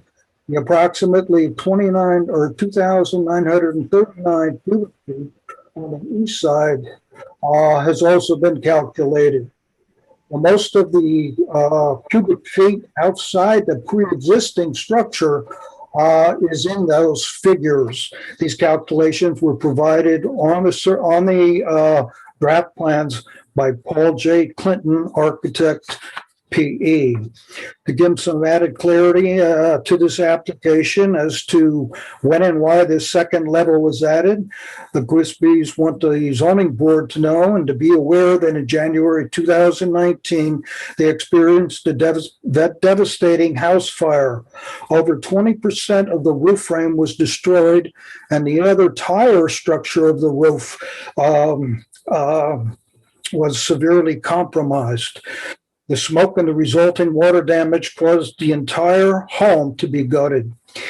After insurance settlements, the Quisby's plan was to keep the existing walls and floor frame, but to reframe the entire roof structure. In trying to discover what it was going to take to secure a building to permit to get their house to put back together, they were told by the building department that the building lies within 100 feet of town freshwater wetlands protection inventory. This caused the need for conservation approvals. The need for conservation approvals also asked that a new IA OWTA sanitary system to be designed and approved by the Suffolk County Health Department. On top of that, the New York State DEC are looking for an approval as well. This caused the upgrade of the septic system, and the neighbors who had a private well, we had to go back to them. Suffolk County Water Authority placed a brand new public water to the house. The homeowner, an absentee landlord, would not cooperate. The Quisbys ended up paying the entire $8,500 to upgrade the neighbor's system so that a sanitary system could be designed for the property. So the fire led to many things that took place that has caused tremendous hardship for the Quisbys.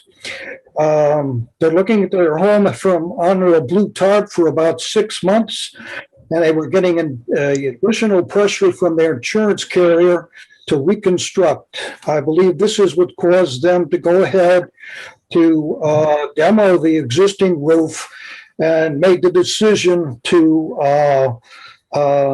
do it without a permit. They are presently, or Marlene, I believe, is with us tonight. She's and Diego are the owners. If you have some questions, she might be able to give testimony as to what has taken place. Mr. Radican, besides the building department, all the other organizations that require different permits, has anything been done on that? The other approvals. She's asking if there are the other approvals. Has anything been done? For what? The other approvals. Tell her, yes, right? To the health department? Well, all other approvals are in the process of being permitted. Marty Shea has an application. The Suffolk County Health Department has a design that they're reviewing by Michael Mapes, PE. The DEC has yet to give us approvals with regards they have any jurisdiction. Again, this freshwater pond is over 100 feet away, is not on the property. There's actually 2 properties between the Quisby property and the freshwater. That pond has been there. It sits at the side of the road. Truth be told, it's probably polluted from the street runoff, but that's another story. All right. My next question, and I will ask the owners about this, is the why. Well, first of all, who did the work without permits? I'm guessing that the owners probably hired a contractor, and if so, we want to know who that contractor was or is, and also, how the decision was reached to do this well, I don't know, construction, but basically do the work on the house after the fire without permits. Need to know an answer to those questions. Yes. Good afternoon. My husband and I, when the house happened, or the fire happened, we were obviously, sad and everything. Adam, you got to swear her in. I already swore her in, Keith. Okay. Yep. The problem was that when, my husband and I were actually planning to have like another baby. So we were, wanting to have like a bigger family. And so we actually saw this opportunity as like, wow, this happened for a reason. We want to make this house bigger for our family, have like our own big, master bathroom with our own master bedroom. And we were so excited. And obviously my husband has his cousin who helped out. His cousin works at a contractor. He's a contractor. So he helped us out. He was like, I'll do it. He's like, I have time this week. I'll do it. So we got so, excited. We're like, sure. And like I said, we're really sorry. We didn't think, we just wanted our house to be done because most of us, because, for our kids. So yeah, we're really sorry. And is your cousin a licensed contractor? Yes. So did he know he needed to get a permit? No. He's a framing. No, he don't have a license. No. Yeah, he's a framing. He's not just a framing. He's a contracting framing. Framing contracting, he has a license. Okay. For the rest, I want to looking for the companies for plumbing or something. I look in different companies with a license for the real house. So he works for a framing company. Is that what you're saying? Yes. And so who did the electrical work? Anything. Nothing's done yet. Nothing done yet. Nothing was done yet. No, just the framing, just the frame. Yeah. Okay. But you need a permit for that too. Yeah, I know. Yes. What's your cousin's name? Darwin. Darwin. Darwin Studio. Okay, well, the reason we're asking about this is because when structures go up without permits, number one, we don't know whether the construction is being done properly, okay?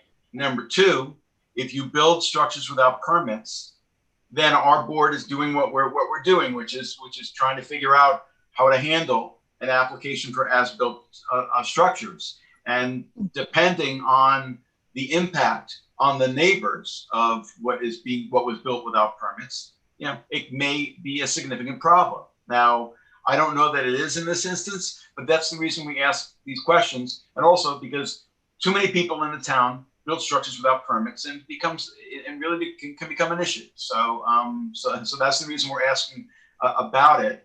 And it's a consideration for us, but it is not the end of our analysis. We have to consider the entire area variance test. Now, the other thing that probably would be helpful to you, and this is not because we're looking to do it, but what would be helpful to you would be an estimate as to what it would cost to remove the portions of the as-built structures that do not conform to zoning, an estimated cost. So, and the reason we're asking for that is so we have information in the file as to the financial impact it would have, on you if this board denied, the request for variance relief. Looking for the estimate.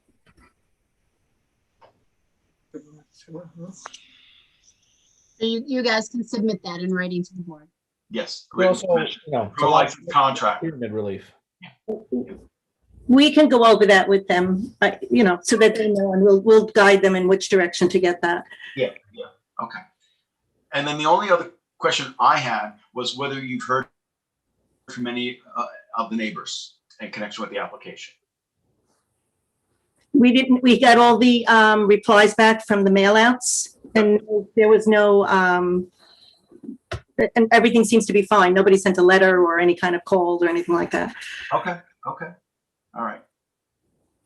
Yeah. I mean, and I have to say, the amount of pyramid relief is not insignificant. That's what I'm saying. It's a lot of pyramid relief. A lot of pyramid relief. Is there a way to reduce it, or we always ask people to reduce pyramid when they come in, especially in an as-built situation. That's why we encourage people to ask first before you build. Right. We discourage, I think, pyramid relief in excess of 5,000. So if you can reduce that, it would be very helpful and at least for me to make a decision as to the encroachment number. I mean, the lower, of course, the better, but what you have now is rather high. Yeah, and we will be asking for this, whether it was an as-built or proposed. Yes, exactly. Yep. Now, can I give some clarity? Those numbers are both the existing structure and the added second story. So they don't, Helen said there was a lot of relief being asked for. I can split those numbers and show you how it has increased. The east property line is 1 foot 6 inches off of the easterly, or the house is 1 foot 6 inches off the property line.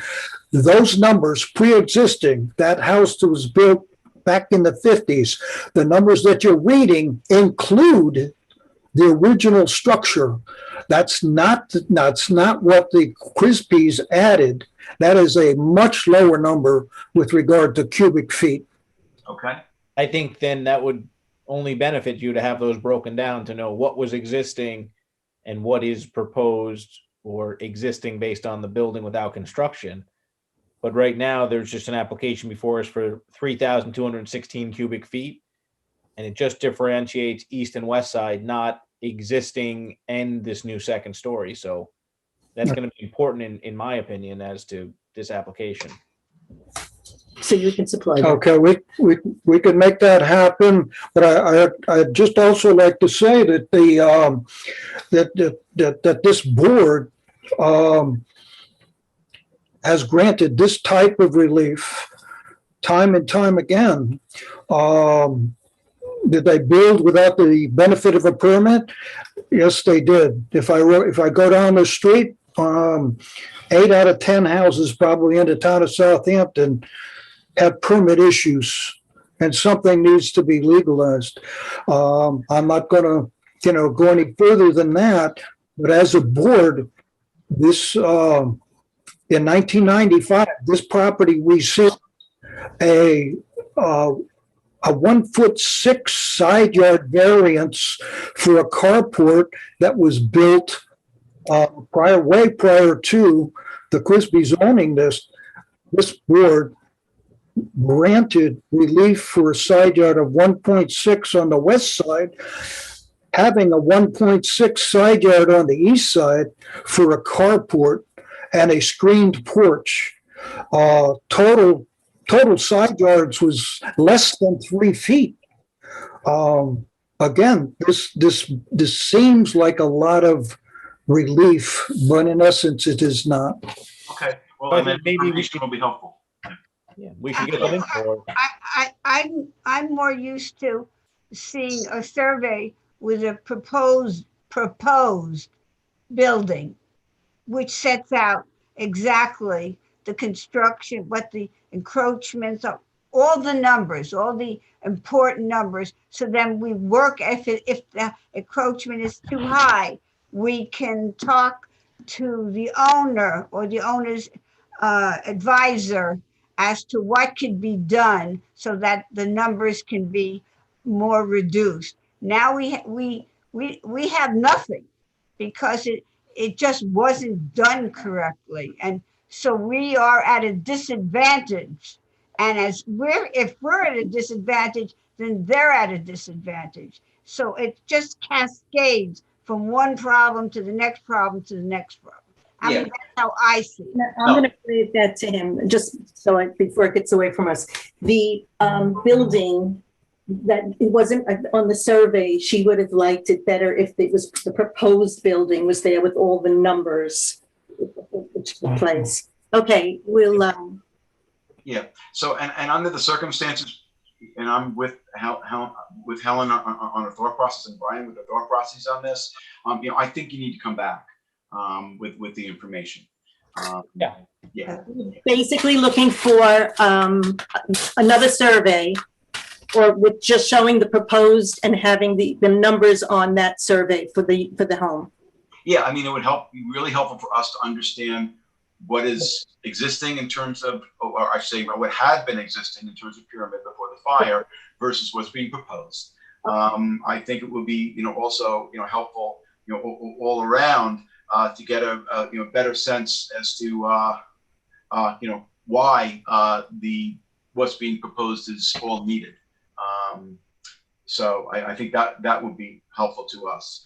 But really, we I think we just need to have the information that's being requested so that we can have the information and be able to have a follow-up to this public hearing, on it after we receive it.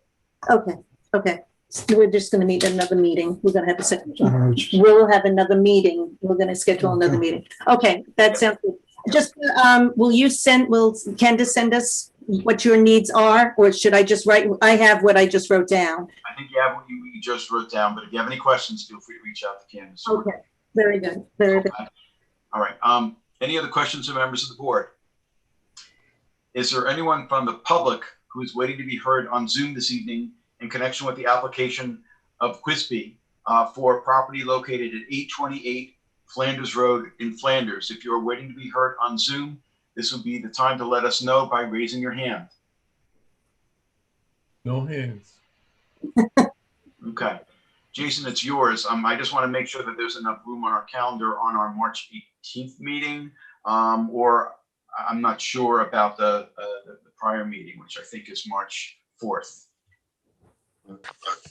Okay, Candace, how is our schedule for the next couple of meetings? Let's see, you have 11 on March 4th.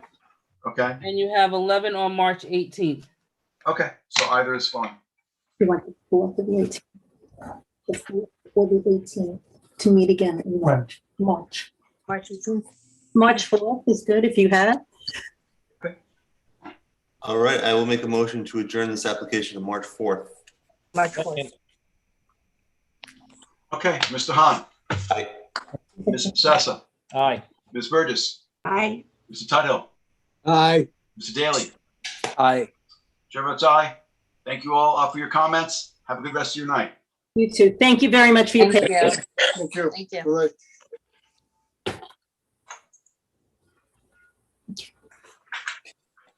Item 7 on the agenda is Hampton Meatcocks 1 LLC, 945 North Sea Meatcocks Road, Watermill. Suffolk County Tax Map 900-113-1-17.1.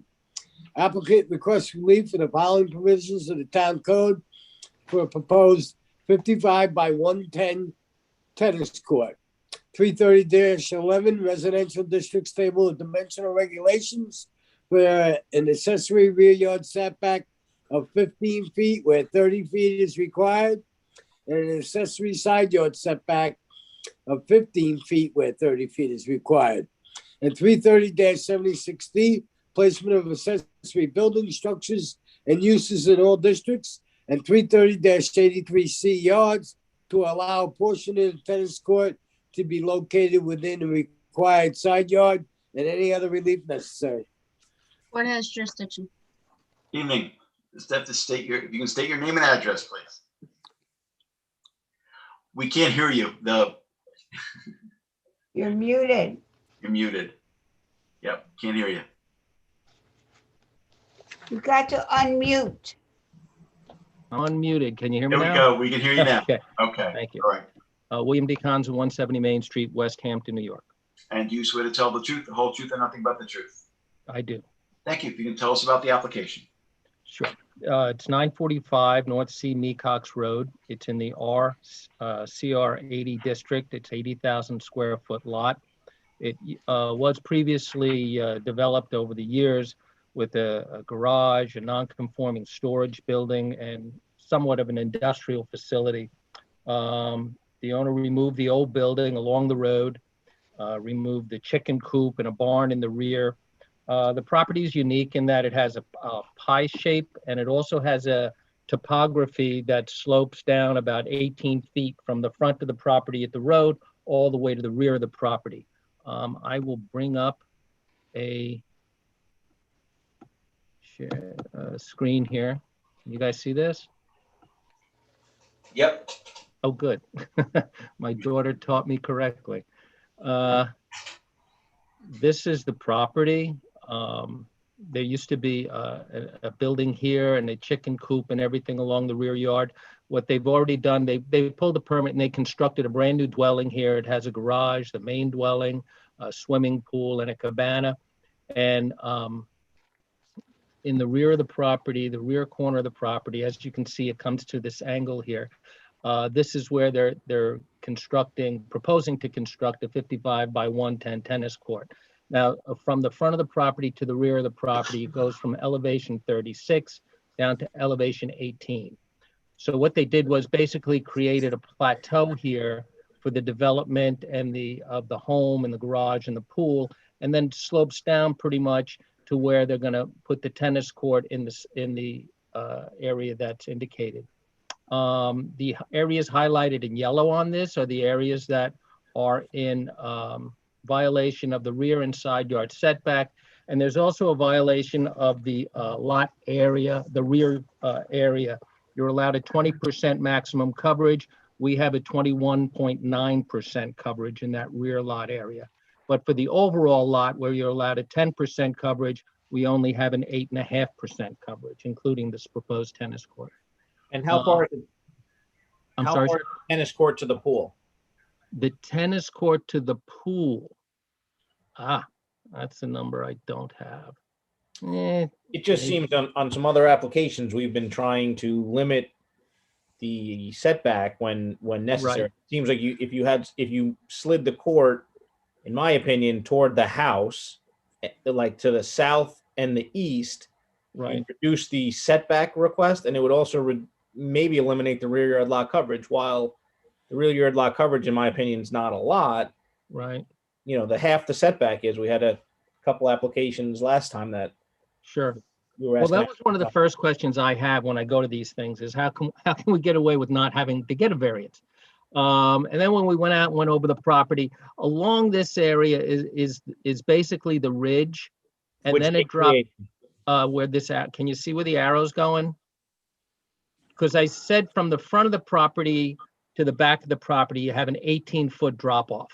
So they had to basically level this area here where they did the pool and the cabana and the house. So this is level, and then it slopes down to an area. So you really couldn't pull the tennis court closer to the pool because then you're coming into the side of basically a little hill here, not a little hill, a 9-foot hill.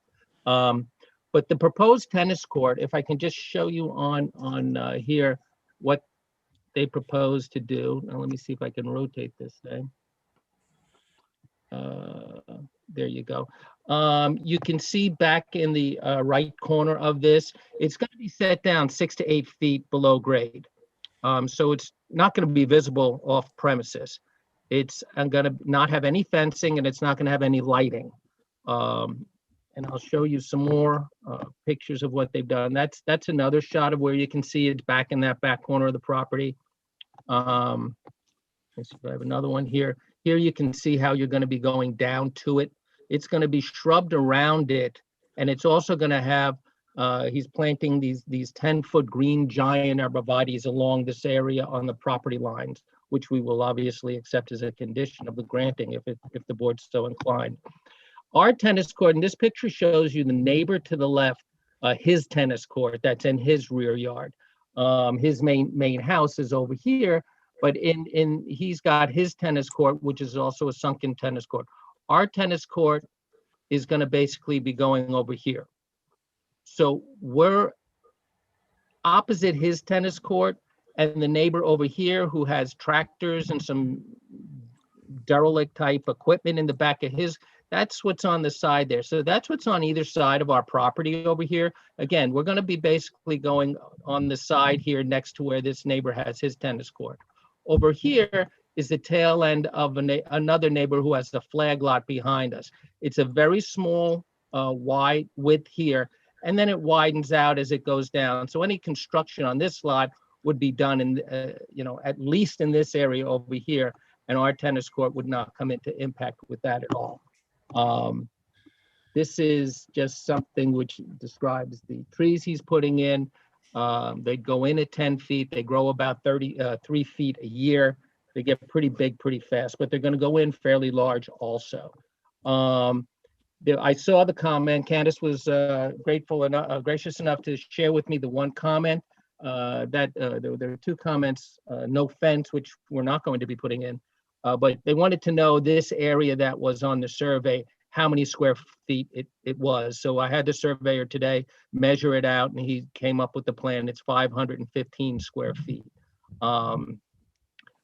The building department didn't ask for it, but this other portion that's in violation over here is a little bit less than the 515. So those are the 2 areas that are in conflict. Let's see. Here's our property. Here's where we're proposing to put the tennis court over here. And this is the flag lot that comes around the back of our property, which you can see the main heart of the lot where any dwelling would go or a house or anything would be over here and not close to where we would be putting our tennis court.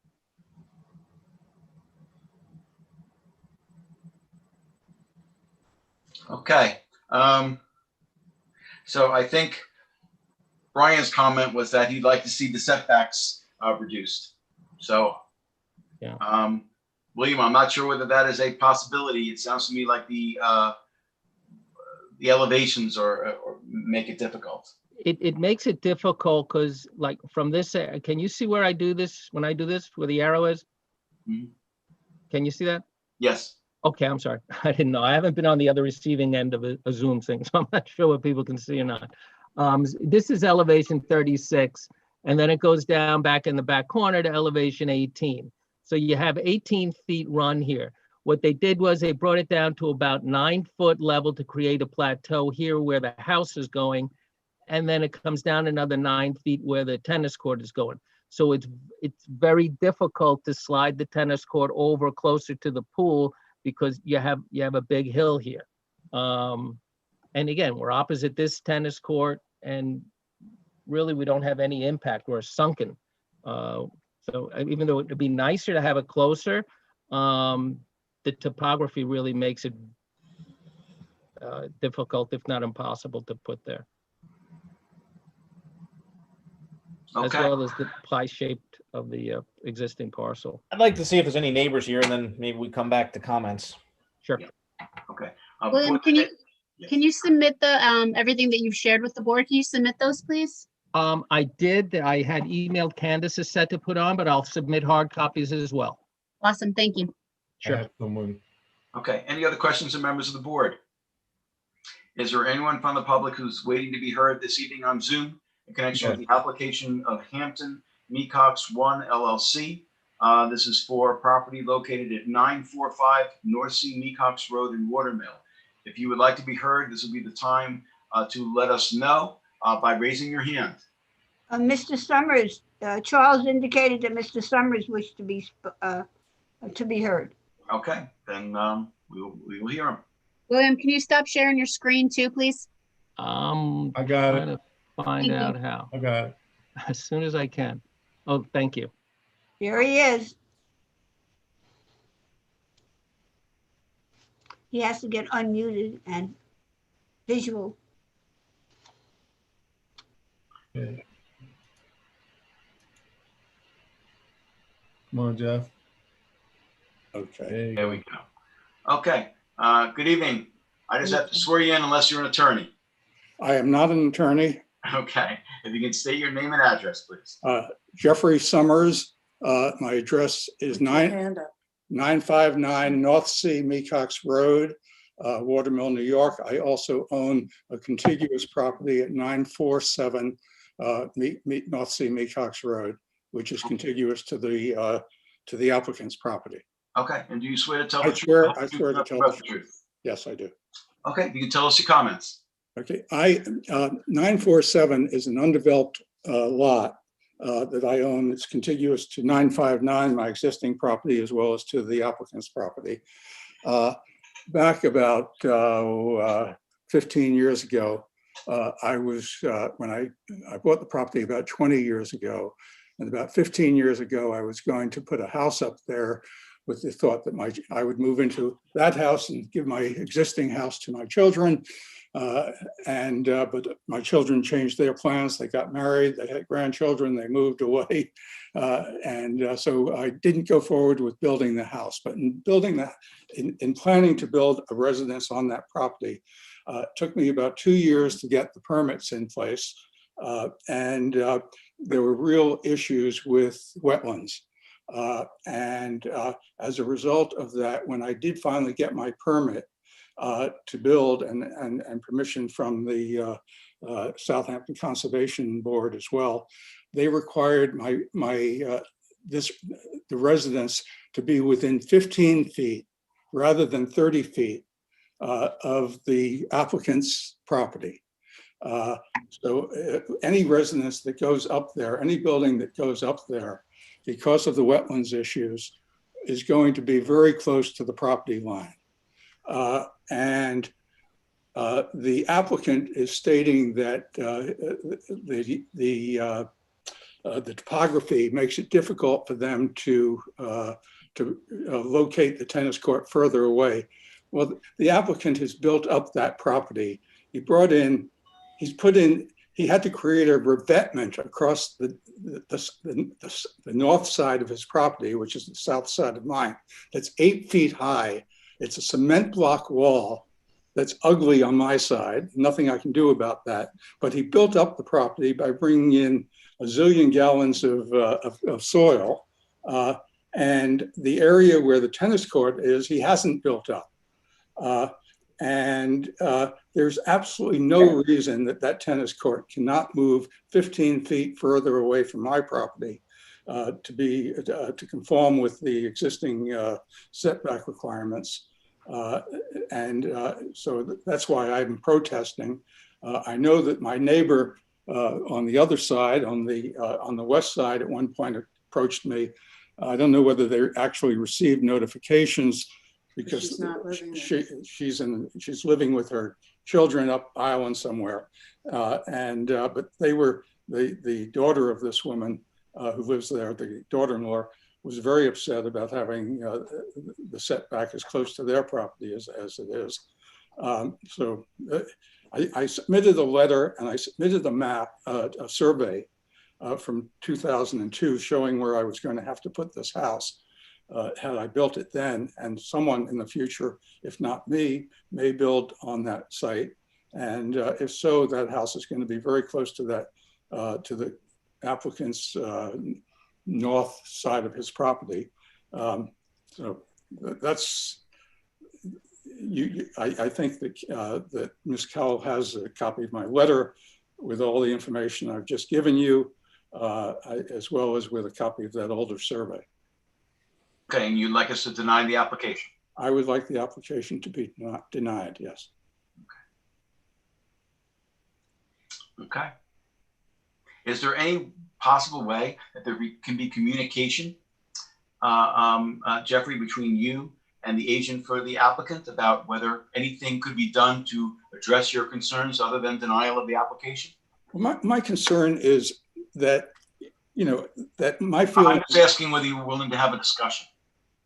I'm willing to have a discussion, but I've already discussed it with the applicant himself, and he knows my feelings. And he keeps telling me about giant green trees. That's not my issue. I assume that if you permit this, you will permit it only with giant green trees, no matter where it's located. But in any event, my issue is more that it's going to be, this tennis court will be within 15 feet of wherever a future residence might go on that side of the property. And that makes it difficult for me to come to an agreement with the applicant. So you already have are you saying you already have a wetlands permit or a building permit to put a house there? I did get a wetlands permit in 2002. It was actually granted in 2005. I withdrew the application. So there's no wetlands permit at the moment. If I were to build there, I would have to go through the whole process again. But even when you did go through that process and you're saying that, you know, Marty had recommended that you get a 15-foot setback, did he tell you that would require a variance too? I'm trying to figure out how you could get a 15-foot setback for the house. No, he was the one who required the 15 feet, not me. Oh, no. Like, they can reduce the setbacks when you're in wetlands, 330K, I think. They can have it. That's right. Okay. And that's what they did. Got it. Thank you. And tell her we didn't want that because it was garage. Yeah, I mean, it's all kinds of issues. I got it. Thank you. Okay. All right. Anything else you'd like to tell us?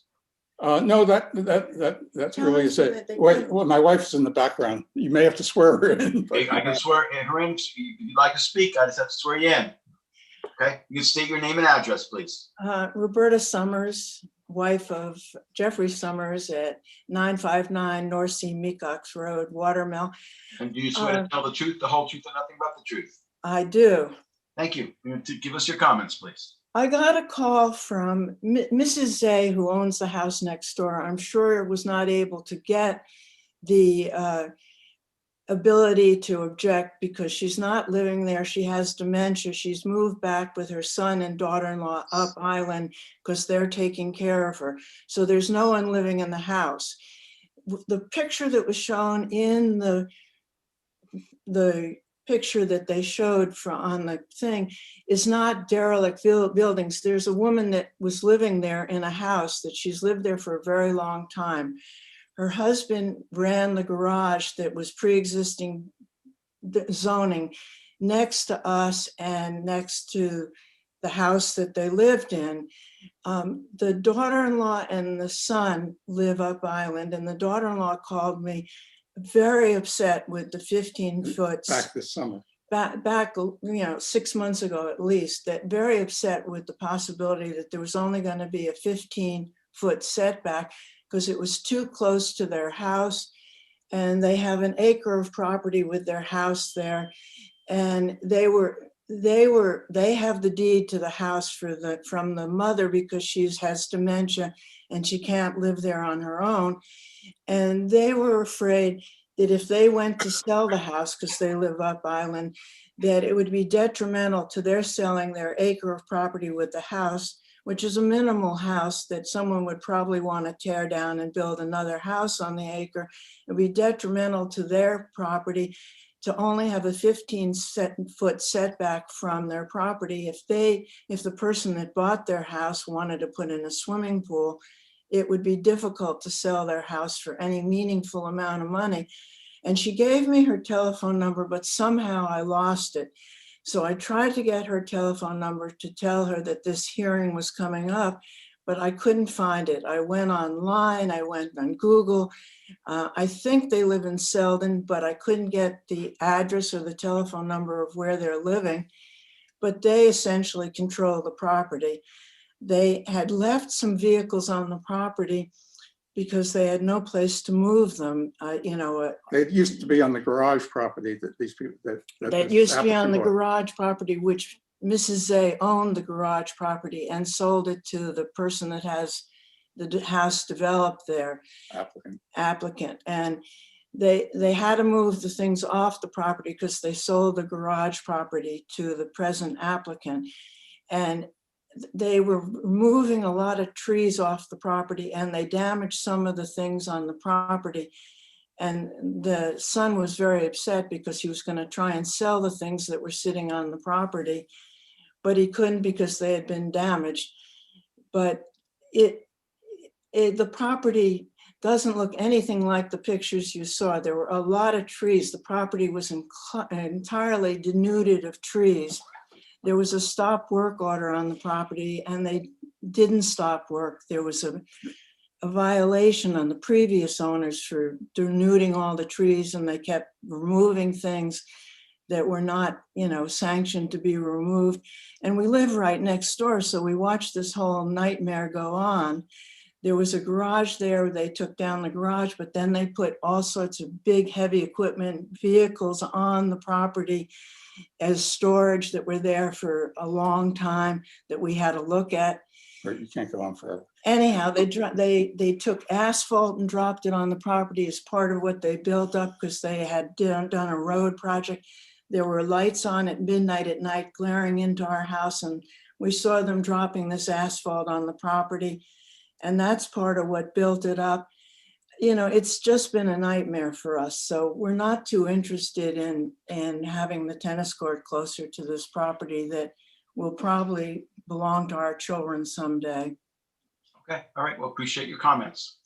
Okay, any other questions and members of the board? Do you think, Mrs. Summers, that you can try some other means to find this these children of the woman who has given them the property? You said you couldn't find the phone number or the address, whatever. Maybe you can make further inquiry because it would be nice to have to see what another neighbor's feelings about this particular application, if you can so do that. Yeah, You can do and that and it'll be open for written subs, so. Yes, so yes. Yeah, I also wanted to share Brian's sentiments that I believe the tennis court should be moved further away from the property lines. I share those sentiments also, Michael and Brian. And I do. Move the court. Okay, that's 4. Okay, so William, sounds like we need the tennis court to be moved to. And I hear that. I hear you loud and clear. If I can just address a couple of those things that were raised there. And I fully respect everybody's sentiment on this. Ms. Zay did get, this is the green card. Zay did get the green card and signed it. We're in close communication with her children. In fact, we bought 2 of the trailers that they had in the rear of their property and brought over to our property, and we're using them as an on-site little office area. So, and we're in good communications with them. One of the sons, Eric, is one of the sons. who has it. There is no son. Actually, Eric is the grandson. Yeah. Getting back to the original person who had purchased the industrial building from them did do some awfully bad things. He brought in bad stuff, trucks and all. But the current owner and the full developer of the property had no violations ever issued against him. And he's right. By the way, that's right. Jeffrey, allow him to talk. Okay. And he's done everything appropriately at the property. In fact, the property just was listed for $7.9 million, and it's a beautiful development. The topography speaks for itself. Was a ledge created? Well, it's hard to have developed this property once you took down the industrial parking garage, service station, and the chicken coops and the barn, and you didn't have a level piece of property. As I said, it sloped 18 feet over the course of the property, and that's the topography on the survey shows that. You had to create a flat area. Can we discuss this with the neighbors? Absolutely. It's a sunken tennis court, just like one earlier this evening. It's a sunken tennis court that's not visible, with no lights and no fencing, with tall shrubs that are proposed to be around it. Can we slide it over a little bit? You know, let's have that conversation. I hear the board. I understand. I'd like to be able to visit that request. Absolutely.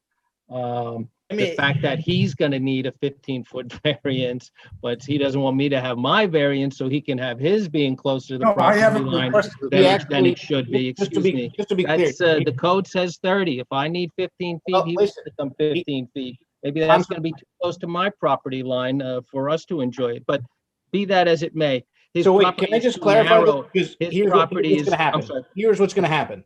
Here's Yes, what's going to happen. You're coming back because four people said move the court. You need 4 people to get a court. Yes. And what neighbor had said is they got relief. They would get relief from the conservation board, which is 330K, which is not a variance, to clarify the record.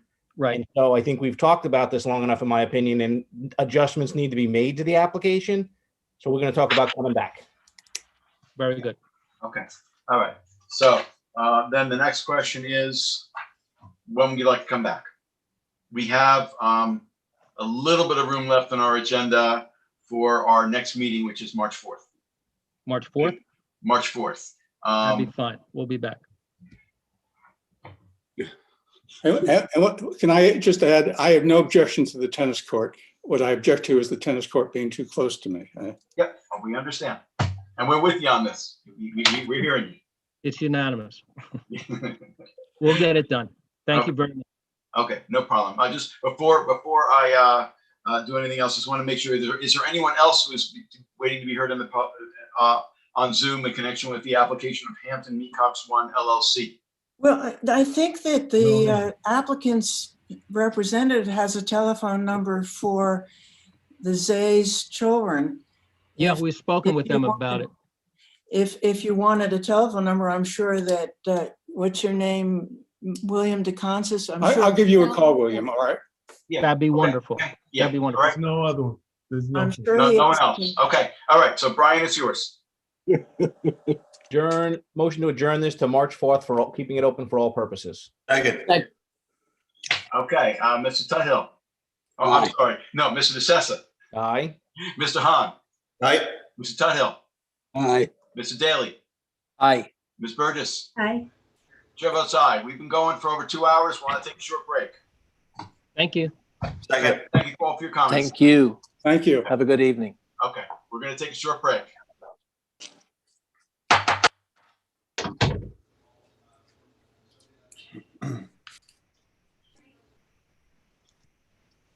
Okay.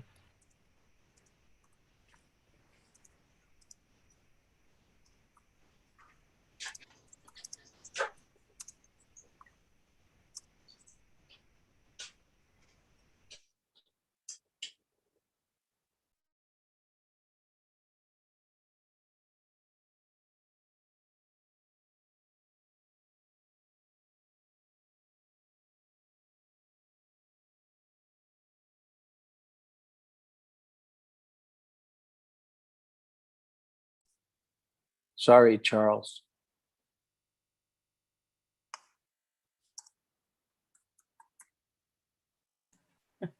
Mike, mute yourself again. You want to say hi, too?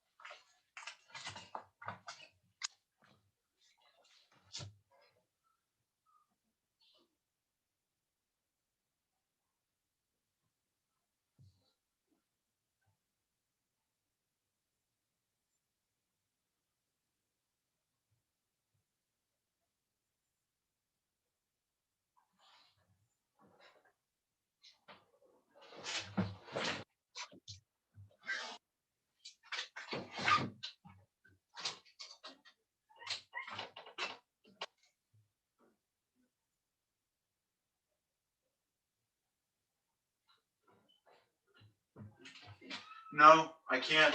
Okay, thanks. I don't know.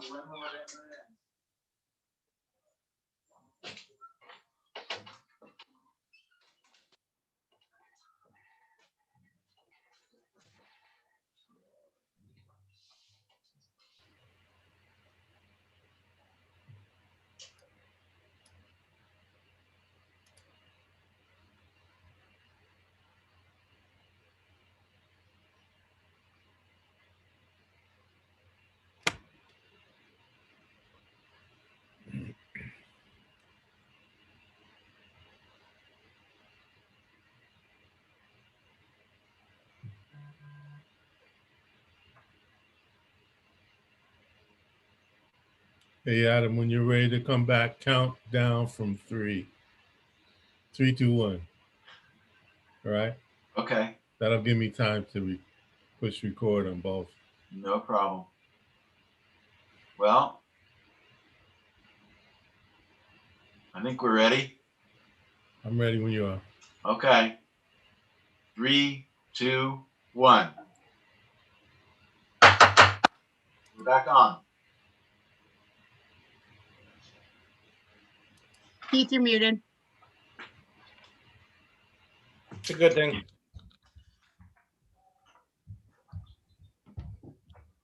You're muted, Keith.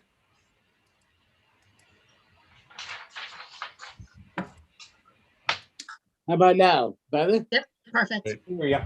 All right, item 9 on the agenda is Patrick Bradley, 18 Sandpiper Lane in East Quogue, Suffolk County Tax Map 900-343-1-27. This is held over from our 2-4 meeting it's a modification request. Yep. Before the applicant speaks, I just wanted to update the board. I had recommended at the last meeting that we watch the public hearing just to get a little background on, why it was discussed, that the driveway was discussed the way that it was. And when I watched the public hearing, it didn't give any insight as to why the board had said to remove that one driveway. It was actually discussed whether or not 2 driveways were permitted, and it seemed like perhaps they were, and the ZBA deferred to the building department on how the driveway should be configured. And so that's how we ended up where we are, referring to that site plan.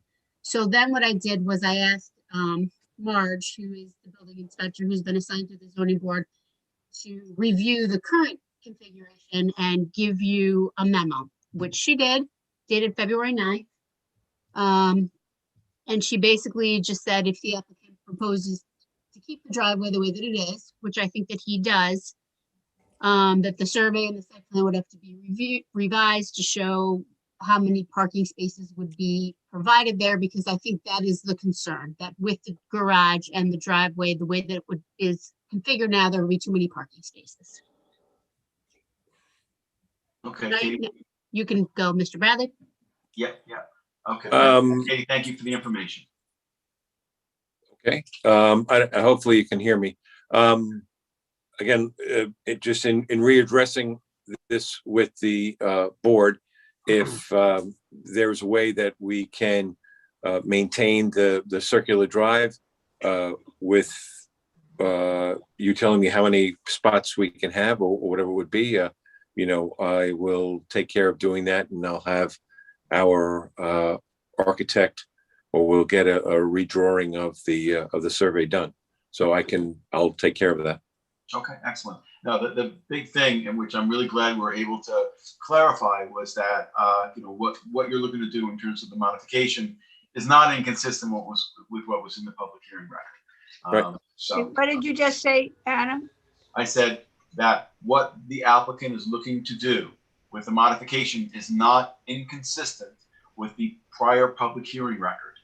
It's not inconsistent. Well, unless my recollection is incorrect, what I had stated the last time, which was a restatement of what Mr. Bradley has said, that whoever represented him at the hearing had told him that it was highly unlikely for him to get this as part of the prior hearing. So what he should do is get whatever he could get that seems sensible to that person and then come back and ask for more. Was And this in the that- public and hearing that- record? Hold on, Helen. Was this in the public hearing record? Was this what was said in the public hearing? Yeah. No. And that was very irritating to me, that people think, oh, okay, I can't get the whole pie. And my advocate says, well, get 90% of the pie and then come back for 10% more. Well, I just don't feel good about it. Just makes me feel terrible. Well, and listen, Helen, and I, there, you know, because there was that discussion at our last public hearing, that's why I went back and listened to the record from the first time it came before the board, because I expected to hear a conversation about that, you know, like, well, that conversation wasn't on the record. This is what I thought Mr. Bradley said privately. His advocate had said when they made their application not to include this because that would be too much for us. I understand that, but what I'm saying is that it's not even clear what kind of relief is required. It wasn't discussed at the first time. It wasn't like they made a concession or they gave something up. So, you know, I think right now what the board needs to consider is, you know, Mr. Bradley, how many cars can be parked in the garage? 2? 2, yes. Okay, and Yes. how many bedrooms does the house have? 4. Okay, so it's 4 bedrooms. So, Candace, do you remember off the top of your head, if there's 4 bedrooms, you get what, 4 parking spaces? Because that's, you know, the board needs to consider how many parking, regardless of what happened before, there was no testimony about giving relief or making a concession about additional parking on these driveways. So what the board needs to figure out now is if he's offering. Yeah, with the 4 bedrooms, the required parking would be 3, which would be allowed wherever the front yard is. They could have the 3, because it's 2 for the dwelling unit and then 1 for every bedroom after 3 bedrooms. So that would give him 3. Okay, so you'd be allowed to have 1 more parking space, you know, in the driveways, and if you showed any more than that, the board would have to give a variance. I mean, that the concern is that there's going to be too much parking space on the property. Okay. Listen, let the record show that on the 4th of February, 2021, this gentleman right here gave testimony to the fact about what Helen was talking about. I heard it too, Helen, and I didn't care for it. I feel like I've been scammed. Yeah, That's what I feel like. Too. That was not my intent. My intent was to be honest with you, and also my intent, you know, after you were honest with me, but I felt scammed. Well, that is not what we were trying to do. Whatever. To be honest, you would be here asking for this because you would have asked for it originally and we maybe have said then no. And you didn't want to get a no. You want a second bite at the apple. Well, Bite I'm not happy about. I was going with what my architect had said so that we could start so that we could start the construction knowing how long that might take. And so we had already postponed the construction, so that's what we were looking to do. Well, it's not you acceptable. gave sworn testimony and I feel scammed. That's all I know. My intent was not to scam you. My intent was to be honest with you and tell you what we're trying to do. That was it. And if anybody felt that was my intention was to scam someone 2 weeks ago, it is not and was not. Not 2 weeks ago, right from the beginning, you were scamming us. No. Yeah, you gave testimony to that fact. You sat there and said, your architect, exactly what Helen said. He told me again that I wouldn't be able, and I said to him, so then what is my option? And again, what we were trying to just do was maintain what was there, sir, and not to add to anything else. I understand what you're trying to do, but I'm talking about the testimony you gave. Yeah. And what you said. Yeah. And that could have been effectual to our prior decision. Yeah. But in going back and listening to the testimony, it was really not a part of it. So We agree. It wasn't part of it, and it should have been part of it. yeah. All right, go ahead, Adam. Move on. Let's I go. don't know what else to do. I don't know what else to do. Okay, excuse me. Okay, all right. So at this point, I think we need just to figure out exactly where we're headed with this. So we have a modification request. I understand we have, you know, Helen and Keith, you know, or feel the way you do. I'm not exactly sure where we go from here. Well, so we need to figure out where we are. Okay. I think, you know, I think that the plan should be modified to, you know, to address what Marge had said about the parking, and the board can, you know, consider it and vote. I'm not sure how many spaces are going to be, you know, can be shown there. I'm not sure if you'd want to condition it to say, you know, the board will not grant variances for additional parking, if the driveways are left that way. Or you can just say you don't want to modify it. I mean, I think, Pat, you should just address the, you know, the memo that we got from Marjorie Riley. Yes. And that's it, and submit, and then we'll have to make a decision. I will do that. Okay. And thank you for your time. Okay, you're welcome. All right, so Keith, well, actually, before I do that, any other questions from members of the board? Is there anyone from the public who would like to be heard this evening in connection with the application, the modification request of Bradley for property located at 18 Sandpiper Lane in East Quogue? If there's anyone who's waiting to be heard on Zoom in connection with this application, this would be the time to let us know by raising your hand. No hands. No hands. Okay. If not, Keith, it's yours. All right. Well, you know, I'll make a motion to close, leaving it open for written submissions to 3/18, with a determination. What's our first meeting in December? I agree, December. That's a good. April 1st, April 1st. Yes, I'll say that, April 1st, okay? April 1st, okay. Do we have a second? Second. Mr. Tudhill. Aye. Ms. Burgess. Aye. Mr. Daly. Mike. Aye. Aye. Mr. Hahn. Aye. Mr. DeTessa. Aye. Chair votes aye. Thank you for your comments this evening, Mr. Bradley. Have a good night. Thank you.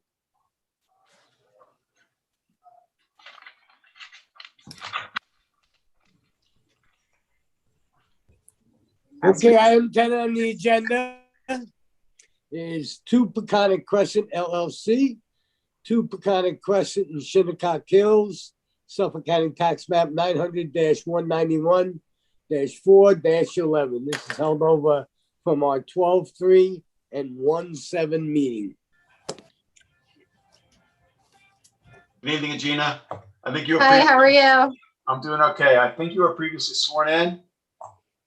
Yes, Okay, so just state your name and you can give us an update. Gina Rigdon, DKR Shores, here to represent 2 Peconic Crescent LLC. So I had postponed it the last time because we have a situation with the Conservation Board, unfortunately. And I don't want to get into it too much, but you know, I tend not to fight with Marty and choose my battles, but this one I'm going to have to fight with him for. Say that again. I couldn't hear you. I said this one I'm going to have to go to battle with Marty on because he's claiming jurisdiction on the whole parcel, and he only has jurisdiction up to 50 feet of the functional bulkhead. So in essence, what he's doing is he's asking us to move everything, shift it to the west, shift it towards the road, shift it towards Peconic Road. So, not Peconic Road, I'm sorry, private road, and the property to the west. So he submitted a preliminary report to the board. Do you guys have that in front of you?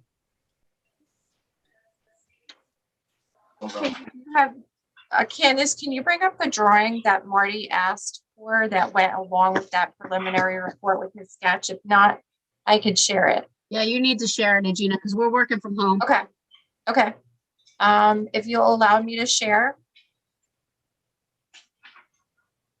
And then I can bring it up. That's not it. Hold on. There it is. Okay. Can you guys see this? Yep. All right.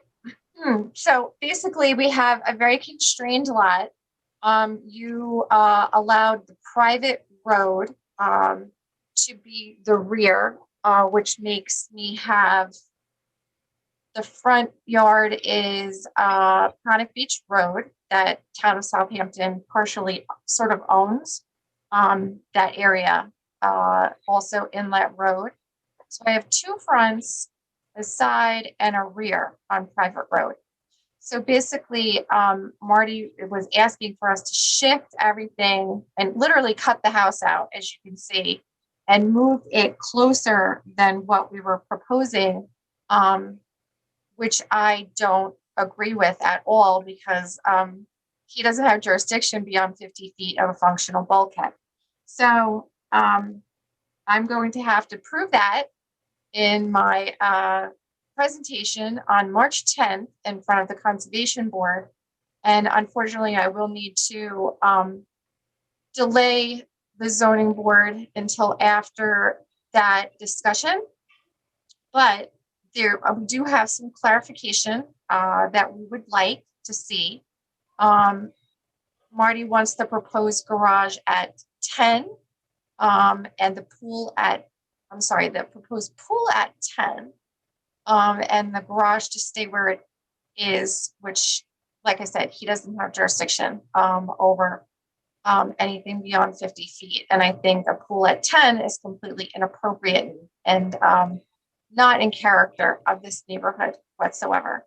I think the things that he's asking for in this sketch are, like I said, most of it is out of his jurisdiction, except for a tiny piece of the house. I would like some clarification from Marjorie's memo as well. I have a couple of elevations. If you can see my pointer, Candace, if you can help me out. I have to communicate to the architect because he couldn't be on this evening. And she would like to see the elevations transpired from the survey, as you can see, to the elevations to correspond with the pyramid sketch that the architect provided. So I have an elevation up at the northwest corner of 5.7. Then I have one at the corner of Private Road and Inlet Road at 7.7. And then I have one at Peconic Beach Road and Inlet Road at 8.1. So Candace, if you could answer this, or Katie. Just have the architect call Marjorie. Okay, so I'm not sure if I'm combining the mean out of all of the three elevations or if I'm taking 8.1 and 5.7 and taking that average. Marjorie will tell her. Not to cut you off, Gina, Yeah. but it sounds like you need an adjournment and some clarification with Marjorie, which will be outside of this meeting. So yes, I would just ask that, when do you want to come back? I am actually going to be not in town on the 18th. So what do we have? This April 1st? April 1st. I will take April 1st if you don't mind. Great. That'll be my motion on behalf of Mr. Kelly. Thank you. Second. Mrs. Dessa. Aye. Mr. Tudhill. Aye. Ms. Burgess. Aye. Mr. Daly. Aye. Mr. Hahn. Aye. Chair votes aye. Have a good rest of your night, Gina. Thank you, board. Bye. You know, I didn't ask if anyone from the public was to be heard on that I was one. going to ask you about that. Oops. You know, hold on a second. I'm gonna make a I motion see to no to hand. open. There's I'm no sorry. hand. No hands? Okay, we'll leave it alone. Okay. Did it in All right. spirit. Good night. All right. Hey, Jay, what are you in the timeout chair? Yeah, I feel like it. Wait, Jason got himself some curtains some 2 weeks ago. You need a cone hat. No, All right, item 11 on the agenda is Robert Crabb. 9 East Shore Drive in North Sea, Suffolk County Tax Map 900-31-1-36. This is held over from our January 21st meeting. Good evening. Good evening. Okay. I think I'm sharing my screen. Can you guys see my screen? Yep. Yeah. Okay. So this is the property at 9 East Shore Road, North Sea. Hopefully you guys remember a good deal of our discussion. I don't know how much to review, but just to refresh. I didn't know about the third floor and where are we at with the height? Okay, so as you may recall, there was a great deal of discussion about the fact that we are not in a flood zone, but we've designed the house at the request of the Conservation Board as if it were in the flood zone. And there was a great deal of discussion at the last meeting about the rooftop bulkhead and the fact that the size of the way it was previously designed was being considered to be a story by the building department, which was pushing us into a height variance, asking for 38 feet of relief where 32 feet is required. So the architects did a Zoom meeting with the building department, with Marjorie and with Dennis, and reduced the size of the proposed rooftop bulkhead down from 246.45 square feet down to 164.9 square feet, an 81.55 foot reduction, square foot reduction. So what they've done is eliminated the storage and the proposed mechanical space, so that the only thing, can you see this? The only thing that is in that bulkhead is the stairs and the entry vestibule and the elevator. So my understanding is that was designed in conjunction with the building department, and that should now qualify as exempt from the height according to town code. And so now the height relief that we are seeking is to go from 32 feet to 33 feet. So 1 foot of relief purely for the proposed glass railing. So we've reduced the height variance that we're requesting to just 1 foot of height relief. And that's because Marty asked you to put the pool up on the top, right? Exactly. Originally, we had proposed a larger house, actually, with a swimming pool, and the only way that it would be approved would be if we reduced the size of the house, which was done, and put the pool on the roof and elevated the house to be on open piles. This is a copy of the Conservation Board conditional approval. We don't have the permit yet from the wetlands from Conservation Board, purely because we have not yet filed the covenant, which is going to buffer basically the entire property as native plantings. So that covenant has not been filed until we get all of our other approvals in place. But we have the conditional approval, and in that, it reiterates what was stated in the initial report from Marty Shea, which said, whereas such report recommended that the project plans be significantly modified, that the new house be built on open pilings. And that is repeated down here in one of the conditions of the permit. The permit is conditioned upon submittal of a revised survey noting that the new house would be built on an open elevated piling, on open elevated pilings. So that is a condition that was imposed upon the applicant. It's not a self-created hardship. And you may recall the photos of the site. This is after restoration. So just, I think, because we've heard a lot about this. Okay. The height, Katie, it's my understanding that if you were doing railings on the roof, if they're set in from the edge, they don't count toward height. Has that changed in the building department? I don't know. Candace just texted me that we just have to confirm that with Marge. Because if that's the case, then you don't need a height variance. And I then, feel like we have given height for railings though, but we'll confirm. If you look at the variance that you approved in 2018 at 8 Aqua Drive, you did approve here a variance for glass rooftop railings, 33 feet, 8 inches. Similar in that this was also not in a flood zone, also rooftop bulkheads that were exempt. Here in this case, strangely, you approved, well, not strangely, interestingly, you approved 2 bulkheads at this site. I don't know if that rings a bell, but at this site, you did approve glass railings, 33 feet, 8 inches. We're asking for only 33 feet. If the house was not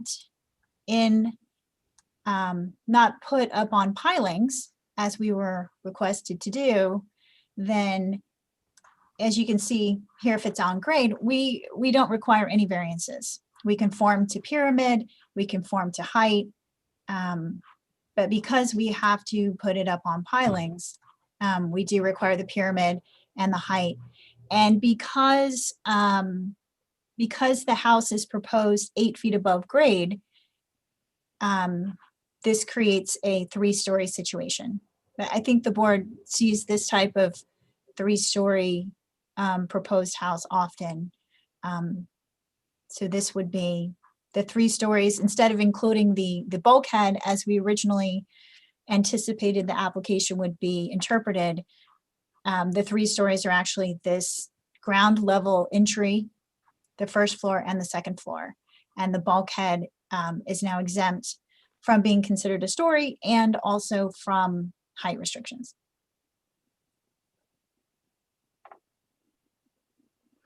Okay. Pyramid relief remains the same? Yes. Okay. Which is 2,084.9 pyramid relief, which is, modest. So that, I don't think you're including the railings in that number. If you include the railings, we're at 3,687. Okay. But as you see, a lot of that is glass railing. Yeah. Okay. Okay. All right. Any other questions from members of the board?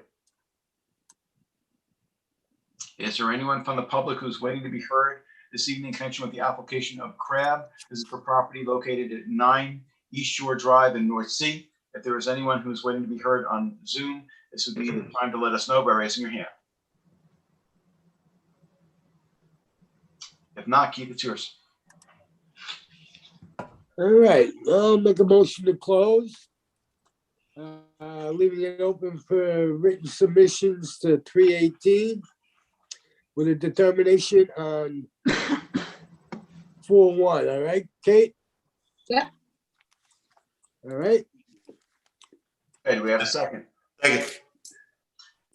Mr. Tuthill. Aye. Mr. Hahn. Aye. Mr. Daly. Aye. Ms. Burgess. Aye. Mr. DeSessa. aye. Chair votes aye. Thank you for your comments, Suzanne. Have a good Thank rest of the you. night. Have a good night. You too. Thanks, Okay. everybody. Thank you. Thank you. Have a good night. And you. All right. I have a couple of decisions on. So first decision I have is on the application of Scott and Jenny Damast. This is for property located at Suffolk County Tax Map number 900-62-224. This application is for property located at 10 Marie's Lane. Applicants propose an addition to an existing dwelling and modified the plans in response to concerns from the neighbors to reduce the pyramid encroachment from 1,384 cubic feet to 27 cubic feet. This application passes the standards set forth in New York State Town Law and the Town Code. Therefore, this board grants relief from the following to the applicant from the following provisions of the Town Code. 33011, Residential Districts Table of Dimensional Regulations. 1, for a principal minimum side yard setback from northeast side of property of 9.2 feet where 15 feet is existing. 2, a principal total side yard setback of 24.2 feet where 48 feet is existing. 3, a proposed principal front yard setback of 42 feet from Fish Cove Road, where 60 feet is required. And 4, a principal front yard setback of 45.9 feet from Marie's Lane, where 60 feet is required. And 2, pyramid relief for an encroachment in the amount of 27 cubic feet, for 330-84D, all for a proposed addition to the existing dwelling. These variances are granted for structures as shown on the survey prepared by Michael W. Minto, surveyed September 11th, 2018, last revised December 2020, and the plans prepared by David Sherwood, architect, last revised December 16th, 2020. Prior to the issuance of a certificate of occupancy or compliance for the proposed addition, the portion of the fence and gate located in the right-of-way along Marie's Lane, as well as any shed located on the premises, shall be removed and relocated to a conforming location and shall comply with all applicable regulations. The grant of the foregoing relief is subject to such other conditions and permits as applicant has already acquired or may otherwise have to acquire for final approval of the subject premises. Second. Mr. Hahn. Aye. Ms. Burgess. Aye. Mr. Daly. Aye. Mr. Tuthill. Aye. Mr. DeSessa. Aye. Chair votes aye. And I have one other application, which is in the application of Amity Lucas for property located at Suffolk County Tax Number 962-224. This application is for property located at 174 Little Fresh Pond Road, North Sea. Applicant proposes to legalize the reconfiguration of an existing wood deck as well as to expand the deck. This application passes the standards set forth in New York State Town Law and the Town Code. Therefore, this board grants applicant relief from Town Code 330-83A4 yards to legalize the reconfiguration of an existing wood deck that is higher than 1 foot above ground level and was constructed without the benefit of a building permit within the required front yard on the west side of the building. In addition, this board grants relief from Town Code 330-83A4 yards for a proposed expansion of said deck. These variances are for structures as shown on the site plan prepared by Ralph Fay, architects, last dated February 5th, 2021, and are subject to such other conditions and permits as applicant has already acquired or may otherwise have to acquire for final approval of the subject premises. One quick second, Adam, can you just, I just realized that tax map number is incorrect. Okay. Can you just pull it off of the agenda? It's Sure. Yeah, I see. It is the correct tax map number for the application of Amity Lucas and for the decision is 996-343.1. Thank you. Okay. Do we have a second? Second. Second. Mr. Daly. Aye. Mr. Tuthill. Aye. Ms. Burgess. Aye. Mr. Hahn. Aye. Mr. DeSessa. Aye. Chair votes aye. Anthony, you were quiet tonight. I was quiet tonight. Well, feel free to jump in anytime. And I thank you appreciate again that. for joining us with in our meetings. We greatly appreciate it. Thank you. Okay. Do we Thanks, have a motion? Anthony. Yep. Thanks, Charlie. Do we have a motion to close? So moved. Motion. Do we have a second? Second. All in favor?